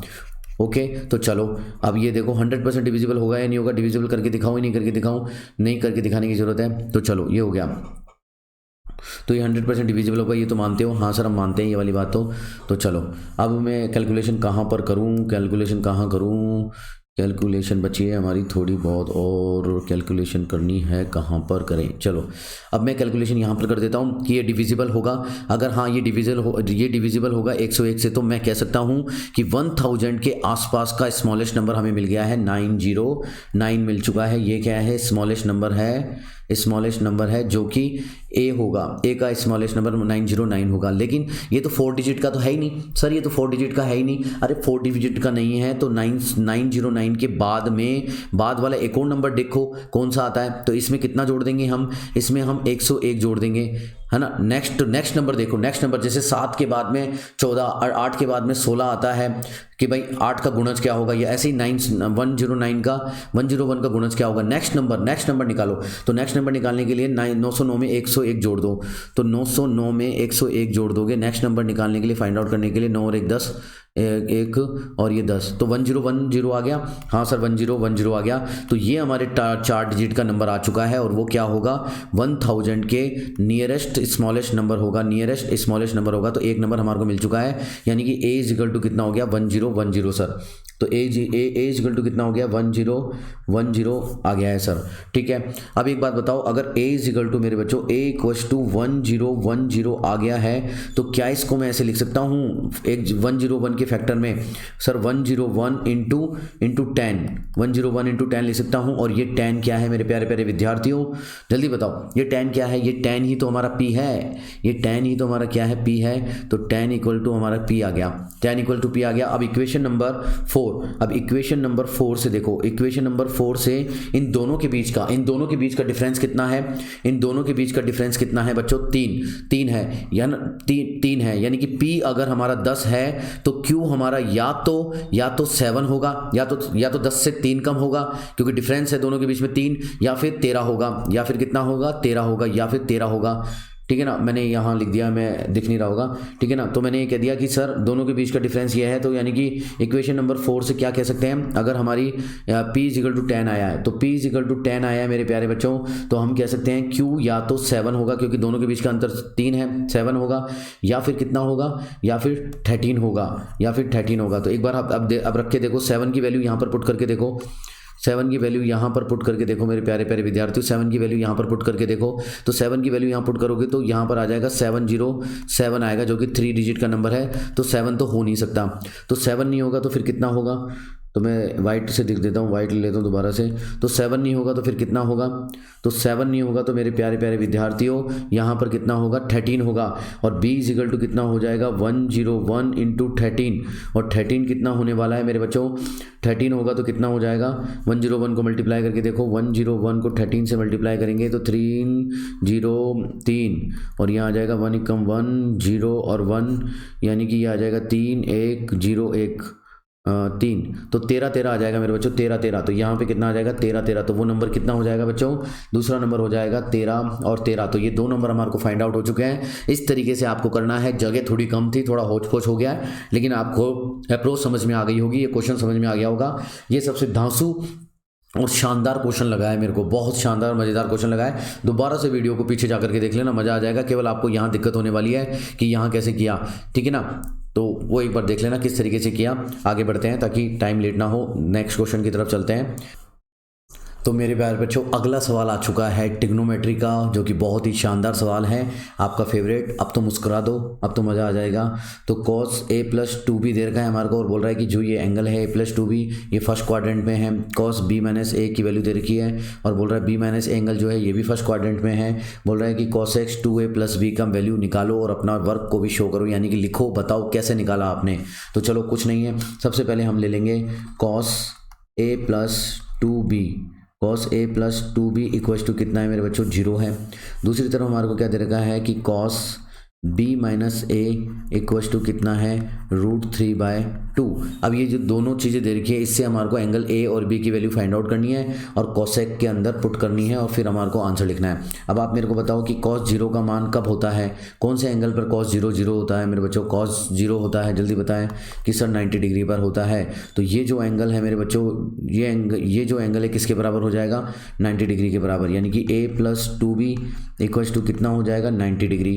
क्यों, क्योंकि cos थीटा 0 कब होता है, जब थीटा की वैल्यू कितनी हुई, थीटा क्या है यहाँ पर a+2b क्या है, एक थीटा है जो कि 90 डिग्री के बराबर होगा। ठीक है, तो पहली इक्वेशन हमारी ये आ गई। दूसरा यहाँ बताओ, यहाँ पर cos थीटा इक्वल टू √3/2। √3/2 कब होगा मेरे बच्चों, cos कब होगा, जब 30 डिग्री वैल्यू होगी, यानी कि इस थीटा की वैल्यू कितनी हो जाएगी, यानी कि b-a इक्वल टू 30 डिग्री होना चाहिए। तो ये हम क्या देते हैं, इक्वेशन नंबर 2। अब इक्वेशन 1 और 2 को साथ में ले आओ, तो b यहाँ पर मैं ऐसे लिया हूँ कि माइनस का a ऐसे लिया था, माइनस का a प्लस का b इक्वल्स टू 30, ताकि घटाने में आसानी हो जाए। ये इक्वेशन नंबर 2 से आया है। चलो अब इन दोनों को जोड़ दें तो ये गया काम से, ये हो गया 3b इक्वल्स टू 9 और 3 12 120 हो गया। और यहाँ पर b की वैल्यू कितनी आ गई, 40 डिग्री आ गई। कमॉन ओके, चल 40 डिग्री आ गई, कमॉन। अब b की वैल्यू अगर 40 डिग्री आ गई है तो आप किसी भी इक्वेशन में रख दो, a में रख दो, इस वाली में रख दो, तो a+40 डिग्री इसमें रख दिया, इस वाली में रख रहा हूँ 1 में, a+40 degree into 2 is equal to 90। तो 40 दूनी 80 उधर गया, तो a इज इक्वल टू कितना आ जाएगा मेरे बच्चों, 10 डिग्री आ जाएगा। तो हमें a और b की वैल्यू फाइंड आउट हो गई। अब हमें बोल रहा है कि क्वेश्चंस में क्या बोल रहा है, cosec की वैल्यू फाइंड आउट करो। cosec किसकी वैल्यू फाइंड आउट करनी, cosec 2a+b की। तो ये ईजी क्वेश्चन है, तो खुद कर लेना, मतलब मैं भी सॉल्व कर रहा हूँ तो मेरे को जोर आता है ऐसे ईजी क्वेश्चन सॉल्व करने में, तो ठीक है ना। तो चलो कोई नहीं, देखते हैं। cosec 2 इंटू ए मतलब 10 10 प्लस, और ये कितना हो गया 40, तो यानी कि कितना हो गया 10 दूनी 20 यानी कि 60। तो cosec 60 की वैल्यू आपको बतानी है, और cosec 60 की वैल्यू कितनी होती है ये आप मेरे को कमेंट बॉक्स में कमेंट करके बता देना। अगर यहाँ तक वीडियो देखा है तो ये वैल्यू मेरे को बता देना, cosec 60 डिग्री की वैल्यू, और आंसर लिख देना कि इस 24 का आंसर इतना होगा। ये काम आप जरूर करके बताएंगे ताकि मुझे विश्वास हो कि आप भी मेहनत कर रहे हैं। तो चलो अब आगे चलते हैं नेक्स्ट क्वेश्चन की तरफ, और फटाफट देखते हैं, सेशन को फिर एंड करेंगे। तो देखो नेक्स्ट सवाल आया है, नेक्स्ट सवाल भी ट्रिग्नोमेट्री का है, और ये सवाल बड़ा कंसेप्चुअल है, आपको अच्छा लगेगा, ठीक है ना। तो जल्दी से देखते हैं क्या होने वाला है। Whether the following statement true और फॉल्स के बारे में बताना है आपको, और कुछ रीजन भी दे देने हैं कि ऐसा ट्रू और फॉल्स हवा में ही तोड़ना बोल दिया आपने ऐसे ही कि हाँ ऐसा होगा। चलो देख लेते हैं हम। As the value of sine theta increases, एक स्टेटमेंट बोल रहा है, पहला स्टेटमेंट बोल रहा है कि जैसे जैसे साइन थीटा की वैल्यू इंक्रीज होती है, the value of tan theta decreases, कि टेन थीटा की वैल्यू डिक्रीज होती है। क्या ये सही कह रहा है या गलत कह रहा है? तो मैं कहूँगा कि ये गलत कह रहा है। हम कहेंगे कि ये स्टेटमेंट जो पहला स्टेटमेंट है ये फॉल्स है। ये पहला स्टेटमेंट फॉल्स क्यों है मेरे बच्चों? पहला स्टेटमेंट फॉल्स इसलिए है क्योंकि tan theta is equal to, अगर हम लिखें tan theta is equal to क्या होता है मेरे प्यारे प्यारे बच्चों, tan theta is equal to होता है sine theta divided by cos theta होता है, ठीक है ना। तो कॉस थीटा तो एक तरीके से कांस्टेंट है, जबकि अगर ये कॉस थीटा की वैल्यू कांस्टेंट है तो अगर ten theta is directly proportional होगा साइन थीटा के, यानी कि ten theta is directly proportional होगा बच्चों किसके, साइन थीटा के प्रोपोर्शनल होगा। यानी कि जैसे जैसे टेन थीटा की वैल्यू, यानी कि जैसे जैसे साइन थीटा की वैल्यू बढ़ेगी तो वैसे वैसे टेन थीटा की वैल्यू बढ़नी चाहिए। जबकि स्टेटमेंट इसका उल्टा बोल रहा है। क्या बोल रहा है मेरे बच्चों कि टेन थीटा जैसे जैसे इंक्रीज होगा वैसे वैसे टेन थीटा की वैल्यू डिक्रीज होगी। तो ये पॉसिबल ही नहीं है, तो यानी कि ये फॉल्स हो गया, स्टेटमेंट फॉल्स हो गया, क्योंकि जैसे जैसे ये बढ़ेगा। और ये एंगल जो हमारे को लेना है वो 90 डिग्री और 0 डिग्री के बीच में लेना है। ना तो 0 डिग्री हम ले सकते हैं और ना ही 90 डिग्री हम ले सकते हैं। तो ये स्टेटमेंट सही है, ये लिख देंगे आप, है ना। पहले स्टेटमेंट में फॉल्स करके लिख देंगे। सेकंड स्टेटमेंट देखते हैं। सेकंड स्टेटमेंट कह रहा है कि when the value of sine theta is maximum, ये बोल रहा है कि जब साइन थीटा की वैल्यू मैक्सिमम होगी तो cosec theta is also maximum. ये बोल रहा है कि कोसेक थीटा भी मैक्सिमम होगा, साइन थीटा जब मैक्सिमम होगा तो कोसेक थीटा भी मैक्सिमम होगा। तो कैसे पॉसिबल है मेरे बच्चों, जबकि बताओ कि स्टेटमेंट 2 बोल दो कि ये भी सर फॉल्स ही लग रहा है मेरे को। ये फॉल्स कैसे लग रहा है सर आपको? इसलिए लग रहा है क्योंकि हम जानते हैं कि कोसेक थीटा जो होता है मेरे बच्चों, कोसेक थीटा होता है 1/sin थीटा, 1/sin थीटा होता है। यानी कि इसको देख करके लगता है कि cosec theta is inversely proportional to the 1/sin theta होता है। यानी कि जैसे जैसे साइन थीटा की वैल्यू बढ़ेगी, यानी कि ज़्यादा होगी, यानी कि साइन थीटा मैक्सिमम होगा, तो कोसेक थीटा की वैल्यू क्या होगी? मिनिमम होगी। कितनी होगी? मिनिमम होगी। अगर ये मैक्सिमम होगा यानी कि डिनोमिनेटर जितना बड़ा होगा, डिनोमिनेटर बड़ा होगा तो ये कोसेक थीटा मिनिमम होगा। ये बात आपको समझ में आ गई होगी। इतनी चीज़ आपको स्टेटमेंट में लिखनी है और कोई इसमें दम नहीं है क्वेश्चन में। तो ये क्वेश्चन आपको समझ में आ गया होगा। इस तरीके से आपको लिखना है, ये चीज़ आपको लिख के बतानी है। तो चलते हैं नेक्स्ट क्वेश्चन की तरफ। तो नेक्स्ट क्वेश्चन क्या कह रहा है? नेक्स्ट क्वेश्चन कह रहा है, इस क्वेश्चन को केयरफुली देखेंगे, बहुत अच्छा क्वेश्चन है ये, कि एक 3.5 सेंटीमीटर कोड हमारे को दे रखी है और सबस्टेंडेड एन एंगल 60 डिग्री कहाँ बना रहा है? वो एंगल कहाँ बना रहा है? ये कोड के दो जो एंड है वो 60 डिग्री एंगल बना रहे हैं। कहाँ पर? Centre of a circle, centre of circle पर बना रहे हैं। ठीक है, इतनी बात के लिए हम सबसे पहले हम ले लेते हैं हमारा प्यारा सा सर्किल ले लेते हैं। एक सर्किल ले लिया मैंने, यहाँ पर सर्किल लगा दिया। तो ये सर्किल मैं ड्रॉ कर लेता हूँ। ये सर्किल मैंने यहाँ पे ड्रॉ कर लिया। चलो सर, सर्किल ड्रॉ कर लिया आपने। अब एक बात बताओ कि क्या बोल रहा था? 3.5 सेंटीमीटर कॉर्ड। तो 3.5 सेंटीमीटर की कॉर्ड बनाओ बच्चों। कॉर्ड तो डायमीटर भी होता है। मेरे को बताओ यहाँ पे डायमीटर लेंगे या नहीं लेंगे? जल्दी से सोच के बताओ और कमेंट करके बता सकते हो तो बहुत ही मज़ा आ जाएगा। तो बच्चों यहाँ पर डायमीटर नहीं लेंगे, यहाँ पर डायमीटर नहीं लेंगे। तो फिर सर क्या करोगे? यहाँ पर डायमीटर इसलिए नहीं लेंगे क्योंकि जो डायमीटर है वो एंगल बनाता है सेंटर पर। कितना बनाता है? अगर डायमीटर लेते हैं तो वो सेंटर पर कितना बनाएगा मैं बता देता हूँ आपको बना करके। ठीक है, वो सेंटर पर कितनी कोड जो होती है वो सेंटर पर कितना बनाती है? एंगल 180 डिग्री का एंगल बनाती है। ठीक है नहीं, 180 डिग्री का। जबकि यहाँ पर 60 डिग्री दे रखा, तो इसका मतलब हमारा सेंटर तो नहीं होगा। क्या नहीं होगा? यानी कि हमारा एक सेंटर तो नहीं होगा। ठीक है, यहाँ तक बात समझ में आई? बोले सर आ गई। चलो आगे बढ़ते हैं। ये चीज़ छोटी छोटी चीज़ें आपको ध्यान रखनी है कि कुछ चीज़ें रटने से कुछ नहीं होता है, समझने से होता है। ठीक है, चलो ओके, ये इसका सेंटर ले लिया मैंने। अभी बोल रहा है 3.5 सेंटीमीटर की कोड। मान लो मैंने एक कोड यहाँ पर ले ली, कहीं पर भी ले लो एक कोड। तो मैंने एक कोड मान लो यहाँ पर ले ली, एक कोड मैंने यहाँ पर ले ली कोड। ठीक है सर, एक कोड ले ली। तो फिर क्या कहना चाह रहे हो? फिर इसका जो कोड यहाँ पर ले ली, तो ये जो बनाएगा अपना एंगल बना रहा है, ये सबटेंडेड कर रहा है, यानी कि इसके दो एंड से यहाँ पर एक एंगल बना रहा है और वो है 60 डिग्री का एंगल। यहाँ तक समझ में आया आप सभी को? यहाँ तक समझ में आया? यस सर, समझ में आया। ये कितना एंगल दे रखा है हमारे को? 60 डिग्री का एंगल दे रखा है और ये हमारा क्या दे रखा है? सेंटर दे रखा है। ठीक है, चलो कोई दिक्कत नहीं, जो बोला था हमने वो बना लिया। और इसकी लेंथ कितनी है? इसकी लेंथ हमारे को दे रखी है 3.5 सेंटीमीटर की लेंथ है इसकी, इस कोड की लेंथ है। ठीक है, what is the arc length of the minor sector? What is the arc length of the minor sector? जो माइनर सेक्टर है, अब यहाँ पर माइनर सेक्टर कौन सा बन रहा है? ये वाला जो है, ये तो हो गया मेजर वाला, ये तो मेजर हो गया। तो माइनर सेक्टर ये बन रहा है, ये वाला, यहाँ से लेकर के यहाँ तक का जो सेक्टर है इसको माइनर सेक्टर बोलते हैं। और इसकी आर्क कौन सी हो जाएगी? उसकी आर्क हो जाएगी सर ये वाइट वाली, ये वाली जो आर्क हो जाएगी, ये आर्क हमारे को निकालनी है। ठीक है ना, ये आर्क की लेंथ निकालनी है। What is the arc length?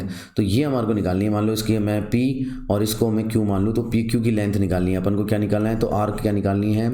Arc निकालनी है बच्चों PQ को फाइंड आउट अपन को करना है। ठीक है सर, PQ को फाइंड आउट कर लेंगे।